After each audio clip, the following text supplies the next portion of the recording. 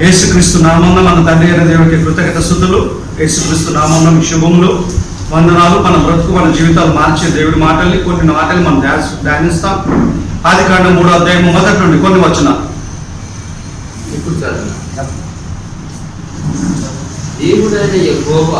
దేవుడైన యెహోవా చేసిన సమస్త, చదవండి మా కంటిన్యూ. ఎందుకు ఆగుతారు? ఎవరైనా ఒక చదవండి కంటిన్యూ. దేవుడైన యెహోవా చేసిన సమస్త భూజంతువులలో సర్పము యుక్తి గలదై ఉండెను. అది ఆ స్త్రీతో ఇది నిజమా? ఈ తోట చెట్లలో దేని ఫలమునైనా మీరు తినకూడదని దేవుడు చెప్పేనా అని అడిగాను. అందుకు స్త్రీ ఈ తోట చెట్ల ఫలములను మీరు తినవచ్చును.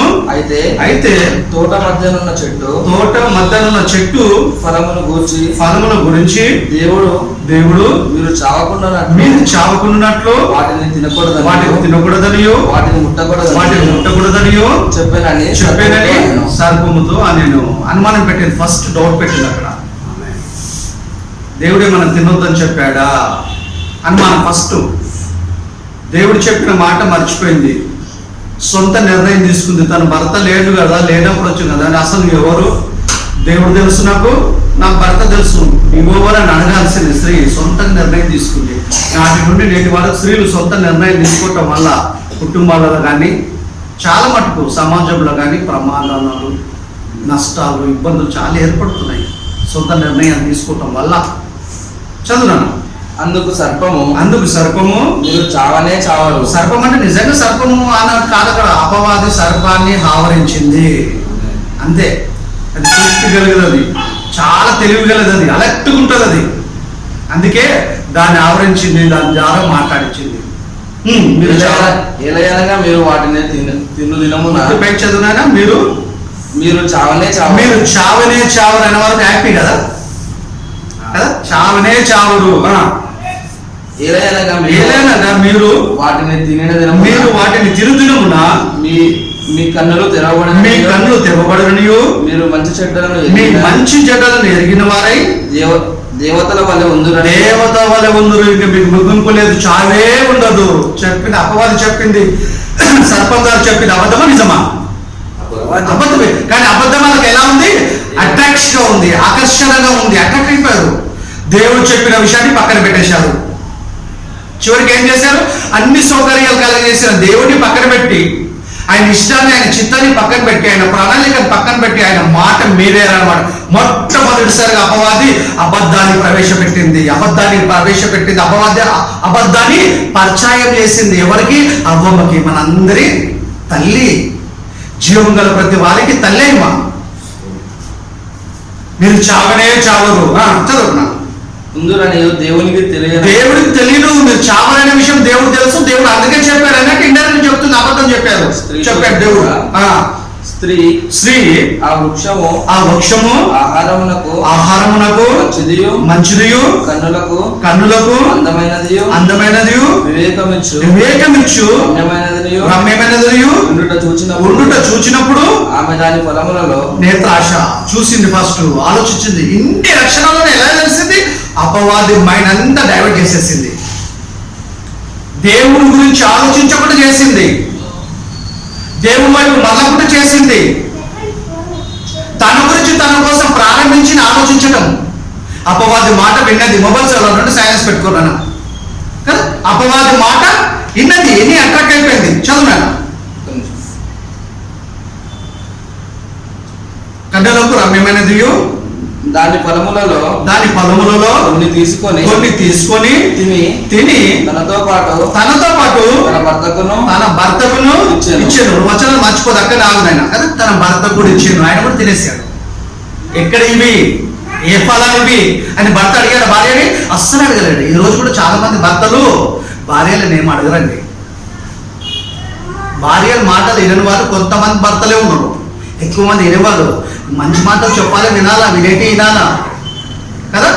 అవసరమైనవి చెప్పాలి. దేవుడికి వ్యతిరేకమైన ఏమి చెప్పొద్దు. భర్తలు కూడా భార్యలు కూడా భర్తలు కూడా వినాల్సినవి వినాలా. ఆ రోజు సొంత స్వనిర్ణయం తీసుకుంది. ఎంత పథకం తెచ్చిందంటే చివరికి యేసు ప్రభు భూమి మీద దిగాల్సిన పరిస్థితి ఏర్పడింది. మరణమే లేని వారికి మరణమే ఏర్పడింది. కష్టము దుఃఖము ప్రయాసం ఏమి లేని వారికి కష్టము దుఃఖము ప్రాప్తించింది. ప్రయాస పడాల్సి వచ్చింది. ఉదయం లేచినప్పుడు సంగతి నిద్రపోయేంత వరకు, చివరికి చచ్చిపోయేదాకా. ఒకవేళ ఆ రోజు ఆ మాట వినకపోయి ఉంటే, దేవుని ఆజ్ఞ అతిక్రమించకపోతే, అపవాది మాట వినకుండా ఉండి ఉంటే ఇలాంటి పరిస్థితి ఉండకపోతుండే అని అనుకోవచ్చు. అప్పుడు ఈ మనుషులు ఉండకపోతుండే కదా. అంతకంటే ముందే దేవుడు ఆశీర్వాదించాడు సంతానం కానీ భూమిని నింపండి, భూమిని లోపరుచుకోండి, సంతానం కనండి, భూమిని నింపండి అన్నాడు. అప్పటికే బ్లెస్సింగ్ చేస్తాడైనా పండు తినకముందే దేవుడు ఎట్లయినా సంతానం ఇవ్వగలుగుతారు. పండు తిన్నందుకే సంతానం కలగలే. దేవుడు ఏమైనా చేయగలుగుతాడు. సృష్టికర్త అయినా ఆదాన్ని ఎక్కడికి ఏం చేశాడు, అవ్వని ఎక్కడికి ఏం చేశాడు? ఏదైనా తల్లిదండ్రులు పుట్టారా వాళ్ళేమన్నా? లేదండి. ప్రపంచంలో అందరి తల్లి గర్భంలో దేవుడు నిర్మిస్తున్నాడు ఆది కాలం సార్ ఇప్పటి వరకు. కానీ మొట్టమొదటిసారిగా ఆదాముని నేల మట్టితో ప్రకృతిలో నేల మీద సృష్టించాడు. యవ్వనస్తుడిగా అవ్వమని ఎముక తీసి ఆదాము నుండి అవ్వమని కూడా యవ్వనస్తుడుగా సృష్టించాడు. అందరూ ప్రకృతిలో ప్రకృతిలో రావాలంటే తల్లిదండ్రుల గర్భాల ద్వారా, తల్లి గర్భం ద్వారా ప్రకృతికి రావాలా, పసిపిల్లలుగా రావాలా. కానీ ఆది మానవుడు ఆదాము గాని అవ్వ గాని అలా చేయలేడు. దేవుడు వాళ్ళని ఎలా చేశాడు? యవ్వనస్తులుగా చేశాడు. పిల్లలు ఇన్నోసెంట్ ఉంటారు, వాళ్ళు తెలియదు మంచి చెడు.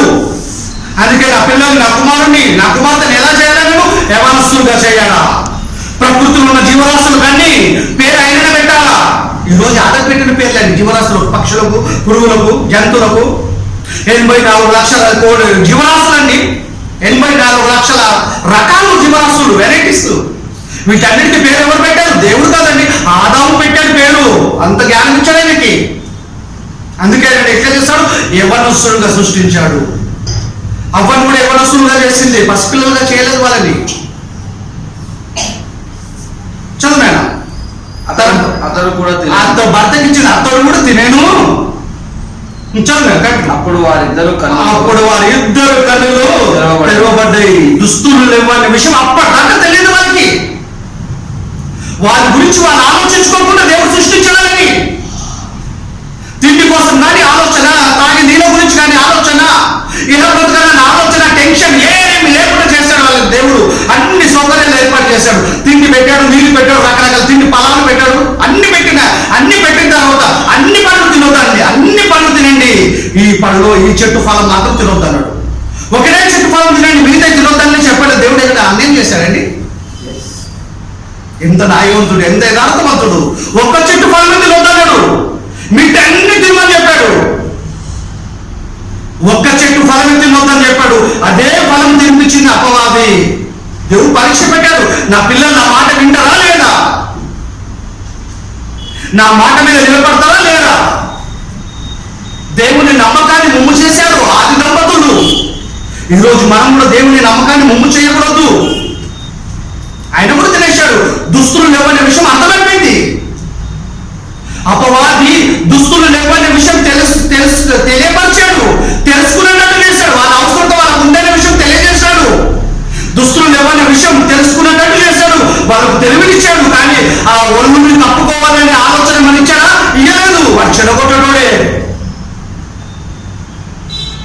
కదా. ఆది దంపతుల జీవితాన్ని ఏం చేసింది? కన్నీలమయం చేసేసింది. వాళ్ళ గురించి అలా ఆలోచించుకున్న పరిస్థితి లేదు, ఆలోచించుకునేటట్టు చేసింది. దుస్తులు ఎవరి విషయం తెలియటట్టు చేసింది. వెళ్ళిపోయింది. దుస్తులు ఎవరు ఇచ్చింది? పుట్టి ఇవ్వలేదండి. మళ్ళీ దేవుడు ఆకులతో కంచనం చేస్తే వాళ్ళు ఒళ్ళు కప్పుకునేటట్టు దేవుడికి ఇచ్చాడు. వాళ్ళకి కూర్చుకొని చేసుకున్నారు. తర్వాత చర్మము చొక్కలు ఇచ్చాడు వాళ్ళకి ఆకులతో కదా. వాళ్ళు ఒళ్ళును కప్పుకోవడానికి ఆకులతో కుట్టుకున్నారండి. ఆ తెలివినిచ్చింది. ఇది మాత్రం పుట్టియలేదు. అపవాది ఎప్పుడు చెడగొడుతుంది అపవాది. నాటి నుండి నేటి వరకు ముఖ్యంగా దేవుడి పిల్లలు పక్క చెడగొడుతుంది. ప్రపంచం మనుషులందరినీ చెడగొడుతుంటది. ఎక్కువ టార్గెట్ క్రైస్తవుల మీద పెట్టింది. అందుకే బ్యాప్టిజం తీసుకునే ముందు ఇవన్నీ మనకు తెలియాలా? తెలియకపోతే ప్రమాదం ఉంది మనకి. దుస్తులు లేవన్న విషయం తెలిసింది. అపవాది వెళ్ళిపోయి జంప్ అయిపోయింది. ఇంకా దాంతో పని లేదు. చెడగొట్టాలనుకో చెడగొట్టేసింది. దేవుడు వైపు తొంగి చూడకుండా చేసింది. దేవుడి కోసం ఆలోచించకుండా చేసింది. దేవుడి ఆ మాట వినేటట్టు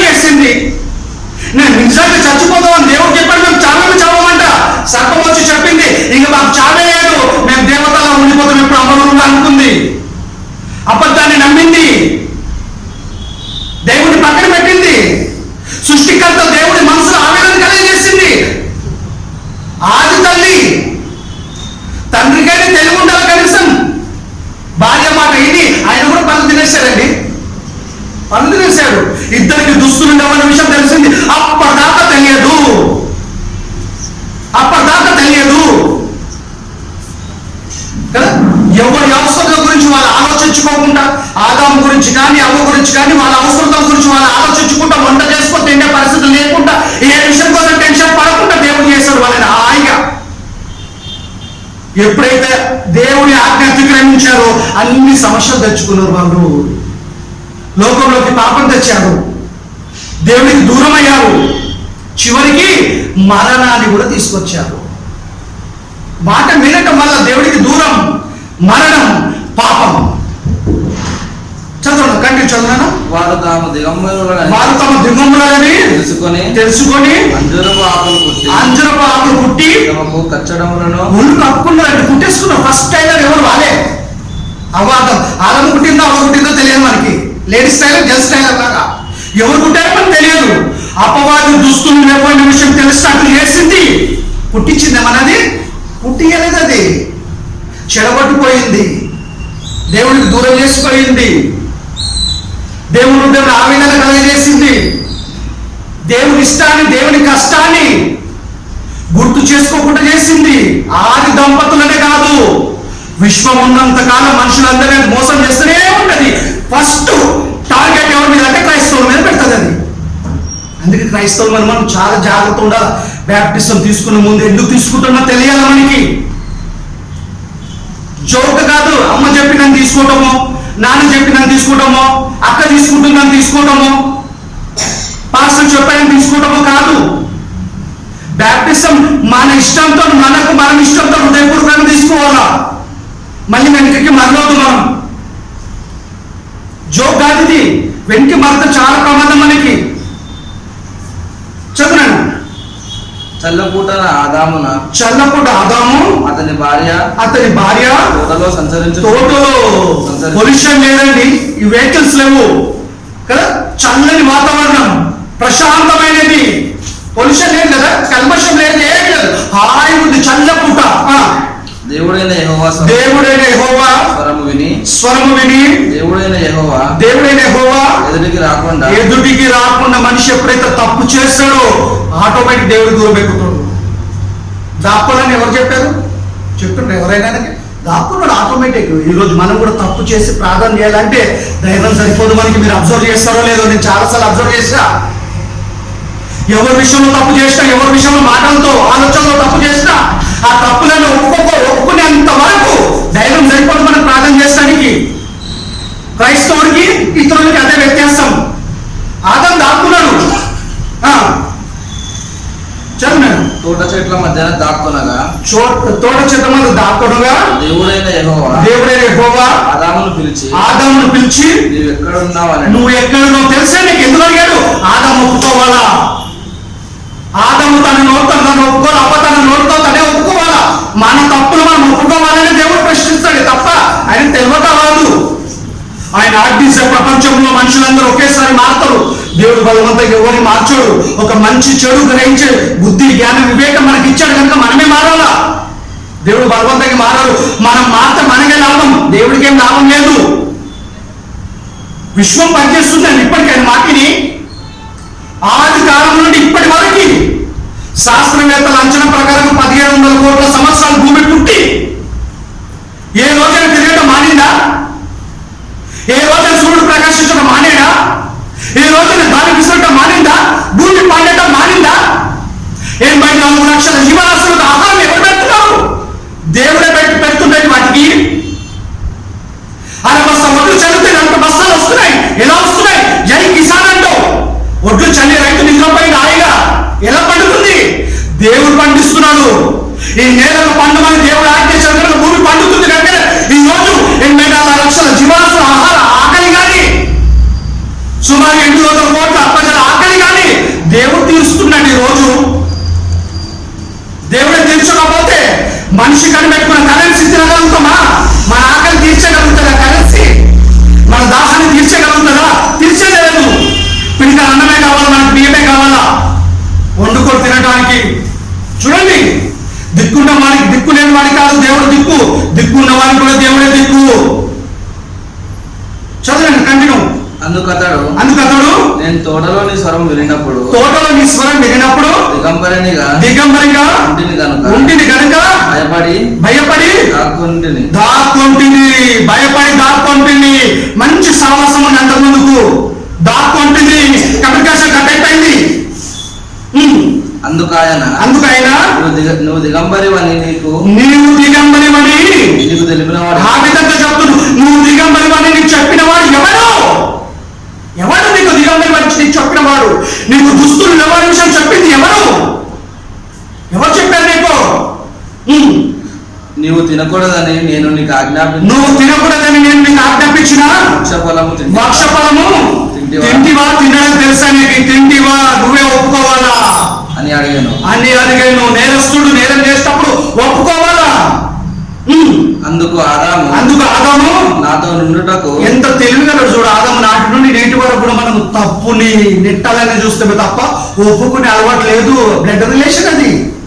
ఆయన నుండే కదా వచ్చాం మనం. నువ్వు నాతో ఉండుటకు నువ్వు నాకు ఇచ్చిన ఈ స్త్రీనే ఆ వృక్షఫలము కొని నాకు ఇయ్యగా నేను తింటే అదేం తప్పదు ప్రభు. నేను అడిగేదా దేవుడా నీకు ఈ స్త్రీని నాకు తోడుగా ఇవ్వమని? దాని మీనింగ్ అదే కదా.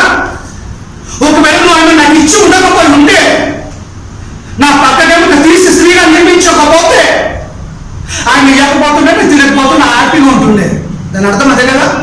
ఒప్పుకుంటే తప్పు చేసిన ప్రభువా, నా భార్య ఇచ్చింది తిండి, నేను తప్పు చేస్తే మమ్మల్ని నన్ను క్షమించు అని అడిగితే పరిస్థితి ఎలా ఉంటుందో మనకు తెలియదు. ఒప్పుకోలే, నెట్టాడు. ఎవరి మీదకి? దేవుడి మీదకే నెట్టాడు. నువ్వు స్త్రీని చెవదాతో ఉండటానికి ఆయన ఇస్తే తిన్నా. అదే నువ్వు ఇవ్వకపోయి ఉంటే నేను తినేవాడిని కాదు. చూడండి, సులువుగా చిక్కులు పెట్టేసింది పాపం. అపవాది ఎలాంటి పచ్చని కుటుంబంలో దేవుడు, ఆదాము భార్య కదా, ఆది దంపతులు, దేవుడు మంచి కుటుంబం, దేవుడి కుటుంబం. ఆ కుటుంబంలో చిచ్చు పెట్టింది. అప్పుడు దేవుడైన యెహోవా స్త్రీని అడుగుతుండు, స్త్రీతో నీవు చేసినది ఏమిటని అడగ. కనీసం ఏమైనా సర్పం మీద పెట్టింది. కానీ ఈ ఆదాము అయితే మన అయ్యనైతే సరాసరి దేవుడి మీద పెట్టాడు. స్త్రీ సర్పము నన్ను వచ్చి మోసపుచ్చినది అంత తిన్నాను. అంటే సర్పము నువ్వే చేసేవా ప్రభు తండ్రి? సర్పము లేకపోతే అసలు నేను తినకపోతుండే. నేను ఆదాము దేవుడి మీద నెట్టాడు, ఈ మమ్మల్ని సర్పం మీద నెట్టింది. చివరికి ఇద్దరు ఆజ్ఞ అతిక్రమించి దేవుడికి దూరం అయ్యారు. ఫిజికల్ గా చచ్చిపోలేదు అక్కడ, దేవుడికి దూరం అయ్యారు అంతే. దేవుని దృష్టిలో చచ్చిపోయారు. 16వ వచనం చదువునైనా 16 నుండి 16వ వచనం. ఆయన స్త్రీతో అప్పుడు చెప్తున్నాడు, ఇక శిక్ష పడింది. ఈ రోజు తెలుసా మీకు ఒక విషయం? ప్రపంచంలో 800 కోట్ల మంది సుమారు క్రైస్తవులు కానీ క్రైస్తవేతలు కానీ ఎవరైనా సరే ఆలైన నేర మీద ఉన్న మానవులందరూ శిక్షలో ఉన్నారు. ఇప్పుడు తెలుసా మీకు?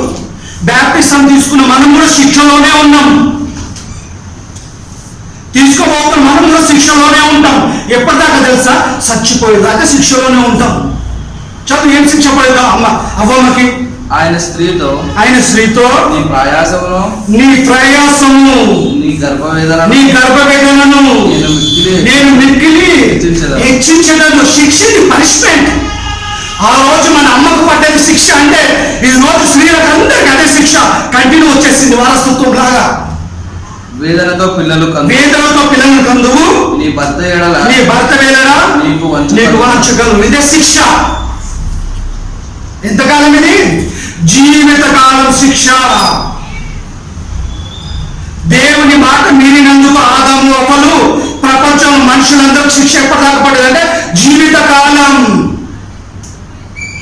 భారతదేశం ప్రభుత్వం మనకు శిక్ష విధిస్తున్నట్టు 7 సంవత్సరాలు 14 సంవత్సరాల శిక్ష కాదు ఇది, బ్రతికినంత కాలం శిక్ష. సంతానం దేవుడు ఎంత మందిని ఇస్తాడో, 3 ఇస్తాడో, 4 ఇస్తాడో, 5 మందిని ఇస్తాడో, 2 ఇస్తాడో తెలియదు. ఆ ఇచ్చిన సంతానం అంత ప్రయాసంతోనే తల్లి పిల్లల్ని కనాల. దేవుడు విధించిన శిక్ష. చివరికి ఆదాము ఏమన్నాడు? నువ్వు బ్రతికినంత కాలం కష్టపడి తినాలా. మిమ్మల్ని సృష్టించినప్పుడు మీరు కష్టపడే అవసరమే లేదు. నువ్వు ప్రసరణ వేదన పడాల్సిన పనే లేదు. నా మాట మీరినందుకు మీకు జీవితకాలం శిక్ష పడింది. మీతో పాటు మీ గర్భవాసులుగా వచ్చిన మనుషులందరికీ శిక్ష పడింది. మరి యేసుని నమ్మితే లాభం ఏంది? ఆలోచన ఇప్పుడు మనకి. యేసుని నమ్మితే ప్రయోజనం ఏంటి? ఈ శిక్ష నుండి అయితే దేవుడు తప్పించాడు. ఈ భూమి మీద స్త్రీ ప్రసవ వేదన పడి పిల్లల్ని కంటనే ఉండాలా, పురుషుడు కష్టపడి పని చేస్తూనే ఉండాలి. ఎప్పటిదాకా అంటే చచ్చిపోయేంత వాళ్ళకు జీవితకాలం శిక్ష ఏంటి? దేవుడు విధించిన శిక్ష మనుషులందరికీ. ఆయన ఆదాము అయితే ఈ శిక్ష నుండి తప్పించబడాలంటే కుదరదు మనకి. మరి ఏ శిక్ష నుండి తప్పించబడటానికి దేవుని మనం నమ్మాలా, విశ్వసించాలంటే దేవుడు ఒక యాక్షన్ ఇచ్చాడు. యేసుక్రీస్తుని అంగీకరిస్తే మీ పాప క్షమాపణ కలుగుతుంది. ఈ శిక్ష తప్ప భూమి మీద కష్టాలు దుఃఖాలు అన్నీ ఉంటాయి. అయితే చనిపోయిన తర్వాత ఆత్మమైన మీరు నరకానికి పోయి అనంతకాలం శిక్ష అనుభవించే పని మీకు ఉండదు. నరకం నుండి తప్పించబడతాం. అందుకే నమ్మాలి యేసుక్రీస్తుని. అందుకే ప్రాక్టీస్ తీసుకోవాలి యేసుక్రీస్తుని. ఈ భూమి మీద ఏవో బాగుంటాయని చెప్పి కాదు మన నమ్మకానికి ప్రభుని. నరకం నుండి తప్పించబడటానికి, నరకంలో పోకుండా ఉండటానికి, అగ్నిలోనికి వెళ్ళకుండా ఉండటానికి, ఆ ఆత్మకు తరగని శిక్ష, అనంతకాలం ఆత్మకు శిక్ష, ఆ శిక్ష నుండి తప్పించబడాలంటే యేసునామాల. ఈ భూమి మీద ఏవో కలిసి వస్తాయి, రోగాలు పోతాయి, సమస్యలు పోతాయి, పిల్లలు బాగా చదువుతారు, బాగా సంపాదిస్తారు, ఉద్యోగాలు వస్తాయి. దానికోసం నమ్ముతామని దౌర్భాగ్యం అని చెప్తుంది బైబుల్. దానికోసం నమ్మద్దు. చనిపోయిన తర్వాత ఆత్మ మనం నరకానికి వెళ్తే, నమ్మకుండా ప్రభుని నమ్మకుండా విశ్వసించకుండా వెళ్తే శిక్ష విధించబడుతుంది. అనంతకాలం నరకంలో నరక యాతన ఉంటుంది. ఆ శిక్ష నుండి తప్పించుకోవాలంటే ఒకే ఒక మార్గం, యేసుని రక్షకుడికి అంగీకరించాలి. దేవుడి కుమారుడికి అంగీకరించి నమ్మి బ్యాప్టిజం తీసుకొని మనసు మార్చుకొని బ్రతకాలి తప్ప నిరాక్ష లేదు. దేవుని మాట మీరినందుకు శిక్ష విధించబడింది. దేవుని నమ్మనందుకు, యేసుక్రీస్తు కాలం యేసుని అంగీకరించి దేవుని నమ్మకపోతే అనంతకాలం శిక్ష. దేనికి? ఆత్మకి. 60-70 సంవత్సరాలు దేవుడు అనుకుంటే 100 సంవత్సరాలు 120, అంతకంటే ఎక్కువ బతికిందని మనం. ఈ చిన్న జీవితకాలమే శిక్ష. ఒకవేళ ఆయన అంగీకరించకపోయినా ఈ శిక్ష అంటే మనకు కంటిన్యూ అవుతుంది. మన దేహాన్ని వదిలిపెడితే ఆత్మకు ఎంతకాలమో తెలుసా? లిమిట్ లేదు, అన్లిమిట్. ఎప్పటికీ చచ్చిపోయి ఎప్పటికీ కాలుతూ ఉంటాం. చావం. ఆత్మకు చావు ఉండదు. అగ్ని ఆరదు, పురుగు చావదు, ఆత్మ చావదు. చావని ఆత్మకి ఆరని అగ్నిలో తరగని శిక్ష. ఆ రోజు ఆయన మాట మీరినందుకు జీవితకాలం శిక్ష పడింది మనుషులందరికీ. ఈ రోజు దేవుని నమ్మనందుకు, దేవుడి కుమారుడైన యేసుక్రీస్తుని నమ్మనందుకు, వాక్యాన్ని నమ్మనందుకు నిర్లక్ష్యం చేస్తే ఆత్మకి అనంతకాలం శిక్ష. ఈ శిక్ష ఎక్కడ భరించాలా? దీన్ని తప్పించుకున్న ఛాన్స్ లేదు మనకి. దేవుడు ఏ విషయం పెట్టలేడు. అనంతకాలం శిక్షను తప్పించుకోవాలంటే యేసుని అంగీకరించి బ్యాప్టిజం తీసుకోవాలా. బ్యాప్టిజం తీసుకుని మనం ఒళ్ళు దగ్గర పెట్టుకొని వాక్య ప్రకారంగా బ్రతకాలా. తాగి అలవాటు ఉంటే మానేయాలా. విగ్రహాలు చేసే అలవాటు ఉంటే మానేయాలా. మొబైల్కి అటెక్ట్ కావద్దు. చెడు దృశ్యాలకు అటెక్ట్ కావద్దు. చెడు సహవాసం చేయొద్దు. ప్రత్యేకంగా జీవించాలా. మారు మనసు పొందాం. మనం మారు మనసు దగ్గర క్లియర్ చేయాలా. అప్పుడే అనంతకాలం శిక్ష నుండి, నరకం నుండి తప్పించబడతాం. దానికి మొట్టమొదటి స్టెప్పే బ్యాప్టిజం. 10వ వచనం చదువు. ఆదికాండం 3:17. ఆయన ఆదాముతో నీవు నీ భార్య మాట విన్నావు. ఇప్పుడు కూడా జాగ్రత్త భార్యలారా, మీ భర్తలకు చెప్పే మాటలు చెప్పండి. భర్తలారా, మీరు వినే మాటలు వినండి. చెప్పకండి, వినకూడదు వినకండి. ఆ రోజు మన ఆది దంపతులు, మన తల్లిదండ్రులు, మానవులందరికీ తల్లిదండ్రులైన ఆది దంపతులు, ఆదం అవ్వలు ఆ మాట మీరినందుకే శిక్ష, జీవితకాల శిక్ష పడిపోయింది మనందరికీ. ఎంత శిక్ష అండి! పొద్దు లేచి సంది నిద్రపోయేదాకా కష్టపడాలా, కిరేలు కట్టుకోవాలా, పిల్లల్ని చదివించాలా. ఆ పిల్లలకు కూడా ఎంత ప్రయాసం తెలుసా? బుక్స్ మోర్చుకొని స్కూల్ పోవాలా కదా. సుమారు 7-8 గంటలు క్లాసులలో కూర్చోవాలా. మళ్ళీ ఇంటికి రాగానే తల్లిదండ్రులు మళ్ళీ ఎదుగుతారా? నేను ఎక్కడికి? ట్యూషన్. ఎందుకు ట్యూషన్? చదువు. మళ్ళీ చదువు ఎందుకు? 60-70 సంవత్సరాలు బతకడానికి జాగ్రత్త. పొట్టకి తిండి పెడుతుంది ఇది మనకి. 60 సంవత్సరాలు 70 సంవత్సరాలు జాగ్రత్త పొట్టకు తిండి పెట్టే చదువు మీద ఇంత చెరలో చూపెడుతున్న మనము మన బ్రతుకులు మార్చి, మన జీవితాలు మార్చి, నరకం నుండి తప్పించే దేవుడు వాక్యాన్ని మన పిల్లలకు నేర్పిస్తున్నామా? మనం నేర్చుకుంటున్నామా? ఆలోచించాలి మనం. బైబిల్ గ్రంథం కాదు ఇది. పరిశుద్ధాత్మ ప్రేరేపణతో దేవుని చిత్త ప్రకారం రాయబడిన గ్రంథం ఇది. ఇలాంటి విషయాలు ఏ పాఠ్య పుస్తకాలు ఉండేవి మనకి.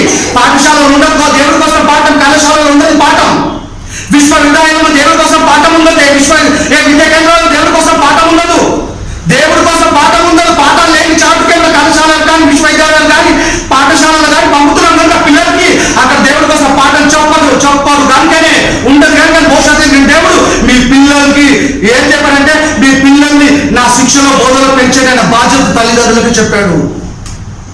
మీరు వాక్యం చదవండి, నేర్చుకోండి, మీ పిల్లలు చెప్పండి. ఒకవేళ మీరు చదవలేకపోయినా చదవగలిగిన అందుబాటులో దేవుడి పిల్లల ద్వారా నేర్పించండి మీ పిల్లలకి. లోకసభను చదువు నేర్చుకోండి, తప్పంటే నేర్చుకోండి. దేవుడి వాక్యం కూడా నేర్పించండి మీ పిల్లలకి. అనంతకాలం శిక్ష నుండి మనం తప్పించబడతాం, వాళ్ళు తప్పించబడతారు. లేకపోతే అనంతకాలం శిక్షలోకి వెళ్ళిపోతాం మనం. ఎంత కష్టం అండి కదా. కిరే కట్టుకుంటూ పోతా ఉండాలి, కష్టాలు. కుటుంబాలు కదా, పెద్దలు అంటారు కదా, సముద్రాన్ని ఈదగలుగుతాం, సంసారం ఈదలేమండి. ఎన్ని కష్టాలండి. కొంతమంది ఈ కష్టాన్ని ఓర్చుకోలేకుండా జీవితం ముగించుకుంటారు అప్పులపాలి. ఎందుకు పడ్డది శిక్ష ఈ ప్రజలందరికీ, మనుషులందరికీ? ఆ రోజు దేవుని మాట మీరినందుకు శిక్ష పడింది. నేడు దేవుని నమ్మకపోతే, యేసుని అంగీకరించకపోతే, యేసుని నమ్మకపోతే, బ్రతుకు మార్చుకోకపోతే, దేవుడు అవకాశం ఇచ్చినప్పుడు మారకపోతే నేనే రక్షణ దినమన్నాడు. ఈ దినాలని నిర్లక్ష్యం చేస్తే అనంతకాలం శిక్ష నరకంలో మనకి. ఈ శిక్షకు ఎక్కడ పడేది యాక్షన్ని తప్పించుకోవడానికి భరిస్తాం ఈ శిక్షని. అనంతకాలం శిక్ష నుండి తప్పించుకునే అవకాశం ఇచ్చారు దేవుడు. ఒక్కవేళ అధికంగా తప్పించుకోకపోతే మనంత బుద్ధిహీనులు ఎవ్వరు ఉండేది ప్రపంచంలో. ఆ శిక్షను తప్పించుకోవాలి మనం. అనంతకాలం శిక్ష. ఆత్మ చావదు, అగ్ని ఆరదు, ఆరని అగ్నిలో చావని ఆత్మకు తరగని శిక్ష. ఎప్పుడంటే అనంతకాలం. దానికి అందులోకి ఎవరు వెళ్ళొద్దనేది కదా. యేసుప్రభు ఇంకా రావడానికి ఆలస్యం చేస్తున్నారు. అందుకే తండ్రి పంపట్లేదు. ఇది క్రైస్తవులలో మార్పు లేదు, క్రైస్తవేతరులలో మార్పు లేదు. యేసు భూమి మీద కాలు మోపుట మన పని ఫినిష్.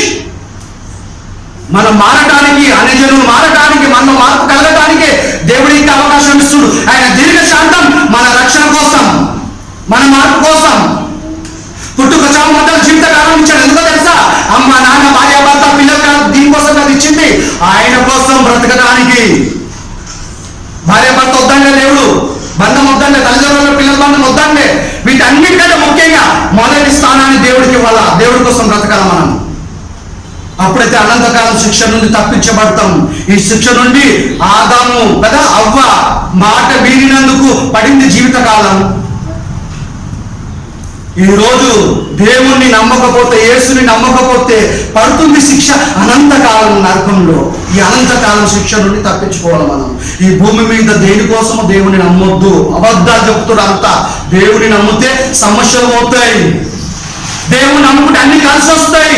దేవుని నమ్మకపోతే అద్దె ఇంట్లో ఉన్నాం, దేవుడు నమ్మితే సొంత ఇంట్లో ఉంటాం. తప్పు ఇవన్నీ అబద్ధాలు. అపవాది ఆదాములో మాయ చేసి మనం మాయ చేస్తుంది. యేసు ప్రభు సొంత ఇల్లు లేదు, అపొస్తలులకు సొంత ఇల్లు లేదు, ఆస్తిపాస్తులు బ్యాంక్ బ్యాలెన్స్ లేదానికి. ఒకవేళ దేవుడు ఇచ్చినా దాంతో పాటు తృప్తి కలిగి ఉంటాం. లేకపోతే ఉంటే గర్వించదు, లేకపోతే నిరుత్సాహపడద్దు. దేవుడిలో నమ్మకంగా జీవిస్తాం మనం. అనంతకాలం శిక్షను తప్పించుకోవాలా. మన గురి అదే ఉండాలా. చదువు ఆదాం 17వ వచనం. తినవద్దని నేను నీకు ఆజ్ఞాపించిన వృక్షఫలమును తింటివి కనుక నీ భార్య మాటని నీ నిమిత్తం నీ జీవితకాలం నీ నిమిత్తం నేల శపించబడేను. ప్రయాసంతోనే నీవు బ్రతుకు దినమని నీవు దాని పంట తిందు. అంతమంది ప్రయాసం పనే లేదు. దుస్తులు ఎవరి విషయం లేదు మీకు. ఈరోజు టైలర్ పుట్టారు. ఎందుకో ఆ రోజు అపవాది చిచ్చు పెట్టింది. ఆకులతో వాళ్ళే డ్రెస్ తయారు చేసుకురు. తర్వాత దేవుడు చర్మపు చొక్కలని పుట్టి తన పిల్లలకి ఇచ్చాడండి. మనం అంటే ప్రేమ అంటే దేవుడికి. మనంతా పిల్లలము, కులమతాలతో మనం విడిపోయాము. అపవాది దుస్తులు ఎవరు చెప్పాడు, వెళ్ళిపోయాడు. కానీ దేవుడు చర్మపు చొక్కాలు కుట్టి తన పిల్లలకి ఇచ్చాడు. ఒళ్ళు కప్పాడు. ఈరోజు అందుకే టైలర్ షాపులు, కాటన్ మిల్లులు ఎందుకు కుట్టినాయి? మన ఒళ్ళు కప్పుకోవటానికి. ఈ దళితుడు ఒళ్ళు కప్పుకోవడానికి దేవుడు చేస్తే ట్రెండ్ మారదని చెప్పి ఒళ్ళు చూపెట్టుకునే డ్రెస్సు తయారు చేస్తున్నారు. సినిమా దర్శకుళ్ళు కదా సమాజాన్ని పాడు చేస్తున్నారు. అందుకే క్రైస్తవులు మనము మూర్ఖులకు వేరుగా ఉండాలి. మనం ప్రత్యేకత జీవించాలి. మనం మనం మాట్లాడే మనం మాట్లాడుతూ మాటల్లో, మన ప్రవర్తనలో, మన దుస్తులలో కూడా మాదిరికరంగా జీవించాలి. మనము ఒళ్ళు కప్పుకోవటానికి దుస్తులు కదా, దేవుడు చెప్పం చొక్క చూపించి అలాగే ఇచ్చాడు. అందుకే కాటన్ బిల్లు కుట్టి రోజు టైలర్ షాప్ దుస్తులు కంపల్సరీ కావాలి. అది ముళ్ళ తుప్పలను గచ్చు పొదలను నీకు మొలిపించును, పొలములో పంట తిందు. ఈరోజు ఏం జరుగుతుంది? ఆ రోజు శపించాడు నేలని. కష్టపడాలి ఆదాం ఒకటి కాదు, ఆయన గర్భవాసులకు రోజు మనం అంతా కష్టపడుతున్నాం. కొంతమంది రైతులుగా కష్టపడుతున్నారు, కొంతమంది ఉప్పటి పనులు చూసి కష్టపడుతున్నారు. ఏదో మొత్తానికి పని కష్టపడాలి, ప్రయాసపడాలి. ధనవంతుడికి ఏ ప్రయాసం లేదనుకోదు, ధనవంతుడు కూడా ప్రయాసమే. అధికారులు కూడా ప్రయాసపడుతున్నారు. ఆయన నేల మీద ఉన్న మానవులు ప్రయాసపడడం ఎవ్వరు లేరు. ఆ రోజు ఆది మానవుడు మనందరి తల్లిదండ్రులు ఆది దంపతులు ఆదాము అవ్వలు మాట వినినందుకు ఈ రోజు మానవులందరికీ శిక్ష విధి వచ్చేసింది. జీవితకాలం శిక్ష పడిపోయింది. అందరూ ప్రయాసపడుతున్నాం. ప్రయాస కష్టం. యేసు నమ్ముది పోవా అసలు పోవు. సుఖ దుఃఖాలు జతపరిచేసే దేవుడిగా ఆ రోజు మాట మీద కనుక ఇవి ఎప్పుడు ఉంటాయి. కంటిలో దుఃఖం అనేది, కంటిలో సుఖం అనేది, అన్ని అప్పట్లో రైతుంటాయి. వీటి కోసం దేవుడిని నమ్మొద్దు. మరి దేనికోసం నమ్మాలా?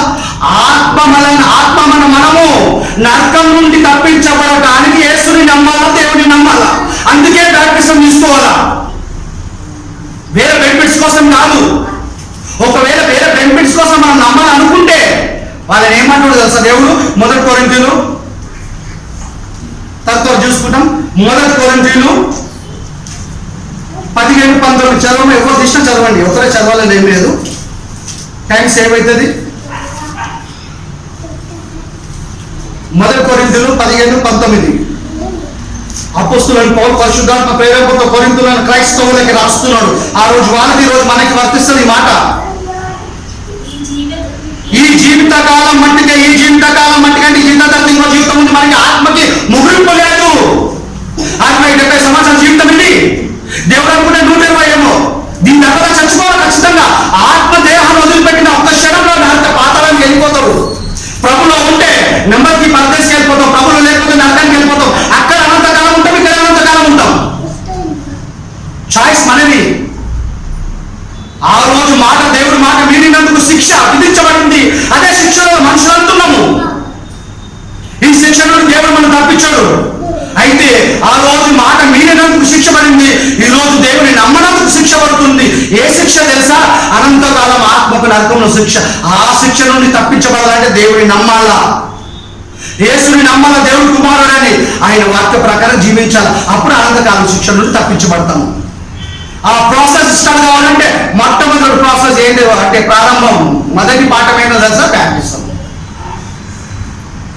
కనుక తెలియలేదు మనం. చదవమ్మా. ఈ జీవిత కాలం మట్టుకే మనము క్రీస్తునందు నిరీక్షించిన వారమైన ఎడల మనుషులందరికంటే దౌర్భాగ్యులు మనుషులందరికంటే అదృష్టవంతులు అంటారా? మన ఏమన్నా తిడుతుండేనా? మనుషులందరికంటే దౌర్భాగ్యులు. ఈ జీవిత కాలం మట్టుకే మన ప్రభునందు నిరీక్షణ ఉంచితే మనుషులందరికంటే దౌర్భాగ్యులు అంటారు దేవుడు. అంటే ఈ జీవిత కాలం మట్టుకే ప్రభు నమ్మొద్దు. యేసుని అంగీకరిస్తే భూలో ఆ కాయల జీవితం ఉంటుంది అనుకోవద్దు. ఏ సమస్య రాదు అనుకోవద్దు. ఏదో మీకు వాక్యం చెప్పకుంటే ఆశీర్వాదం మాటలు చెప్పి మీ బ్యాప్టిజం పాస్టర్ మీరు అలా తీసుకోకూడదు. అలా తీసుకుంటే ఆయనే తప్పు, అలా తీసుకుంటే మీరు తప్పు, అలా తీస్తే ఆయన తప్పు. మీకు వాస్తవం ఏదో చెప్పాలా, యథార్థత చెప్పి ఇవ్వాలా. అప్పుడైతే మీరు నిలబడతారు. ప్రమాదం ముందు చెప్తే కదా జాగ్రత్త పడతాం. ప్రమాదంలో అంటారు నాకు ముందే తెలుసా ఎక్కువ ఉంటుంది. ఓ దరిద్రుల ముందే చెప్తా నాకు జాగ్రత్త పట్టడం అంటాం మనం. అందుకే దేవుడు మన జాగ్రత్తలు రాయించాడు. ఈ జీవితకాలం మట్టుకే మనము క్రీస్తునందు నిరీక్షించడం మనుషులందరికంటే దౌర్భాగ్యం. సంతానం లేదు అందుకే ప్రభుని నమ్ముతా, రోగం వచ్చిన అందుకే ప్రభుని నమ్ముతా, సమస్య వచ్చిన అందుకే రోగం నమ్ముతా, పిల్లలు ఎగ్జామ్ లో పాస్ అయ్యారు అందుకే దేవుడు నమ్ముతా, పిల్లలు విదేశాలు పోరు అందుకే దేవుడు నమ్ముతా, బ్యాంకులో లోచ ఇందుకోసం నమ్మితే మన దౌర్భాగ్యం అంటుంది బైబిల్. నేనంటున్న మాట కాదు కదా ఇది. నరకం నుండి తప్పించుకోవడానికి నమ్మాలా. పుట్టించడండి దేవుడు మనని, పోషిస్తుండండి. కరువులో రాలిపోకుండా నిలబెట్టాడంటే మనము మన తల్లిదండ్రులు భక్తులను కాదని అర్థం. ఆయన కనికరంగా వాళ్ళ దాకా నిలబెట్టడం మనని. పుట్టుక చావు మధ్య జీవిత కాలం ఎందుకు ఇచ్చేది తెలుసా? ఈ జీవిత కాలంలో ఈ జీవితాన్ని ఇచ్చిన దేవుడి వైపు మరలుతామని ఆయన ఆశ. అది నా పిల్లలు నా వైపు మరలాలా, తరగతి శిక్షలోనికి వెళ్ళొద్దు. ఆ నరకాన్ని చేసింది మనుషుల కోసం కాదని దేవుడు అపవాది కోసం, మన భూతాల కోసం చేశాడు. కానీ మనిషి దేవుడి మాటలు పక్కన పెట్టి ఆది దంపతుల్లాగానే అపవాది మాటలు వింటూ, అపవాది కనిపించాడు అండి, వాడు బ్రెయిన్ మీద దాడి చేస్తాడు, మనకి ఆలోచన పెడతాడు. వాడు కంటి కనపడాడు, ఫిజికల్ గా కొట్లాడటానికి వాడు బ్రెయిన్ మీద దాడి చేస్తాడు, మనకి దాడి చేసి దేవుడి నుండి దూరం చేస్తాడు. మనకి చివరికి ఎక్కడ దాకా తెలుసా? నరకానికి గిడ్చుకెళ్ళి దాకా వదిలిపెట్టాడు మనకంటే ఎక్కువ ఓపిక తెలుసా? ఎవరి మింగాల తిరుగుతున్నట్ట, గడ్డేసి సింహం అలా తిరుగుతా ఉన్నాడంట, చాలా తిరుగుతాడు. వానికి స్టామినా ఎక్కువ ఉంటే తిరుగుతాడు బాగా. ఎవరి మింగాల అందులో ఫస్ట్ టార్గెట్ క్రైస్తవుడికి. నామకార్థం ఉంటే పట్టించుకోడాడు, నువ్వు భర్త ఉన్నావు అని వేస్తాడు, నీ పని చేస్తాడు. ఇక వీటన్నింటిని తట్టుకోవాలంటే రోజు ప్రార్థన చేయాలి, సాహసం ఉండాలా, మానవుతుంది.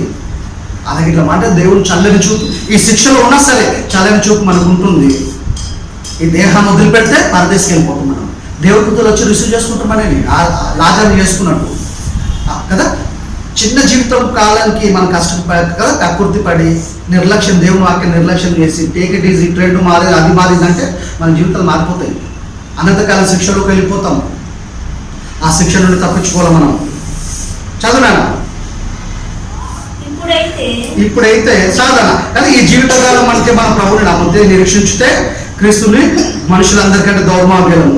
తరతరగా వాక్యం చూసుకుంటాం.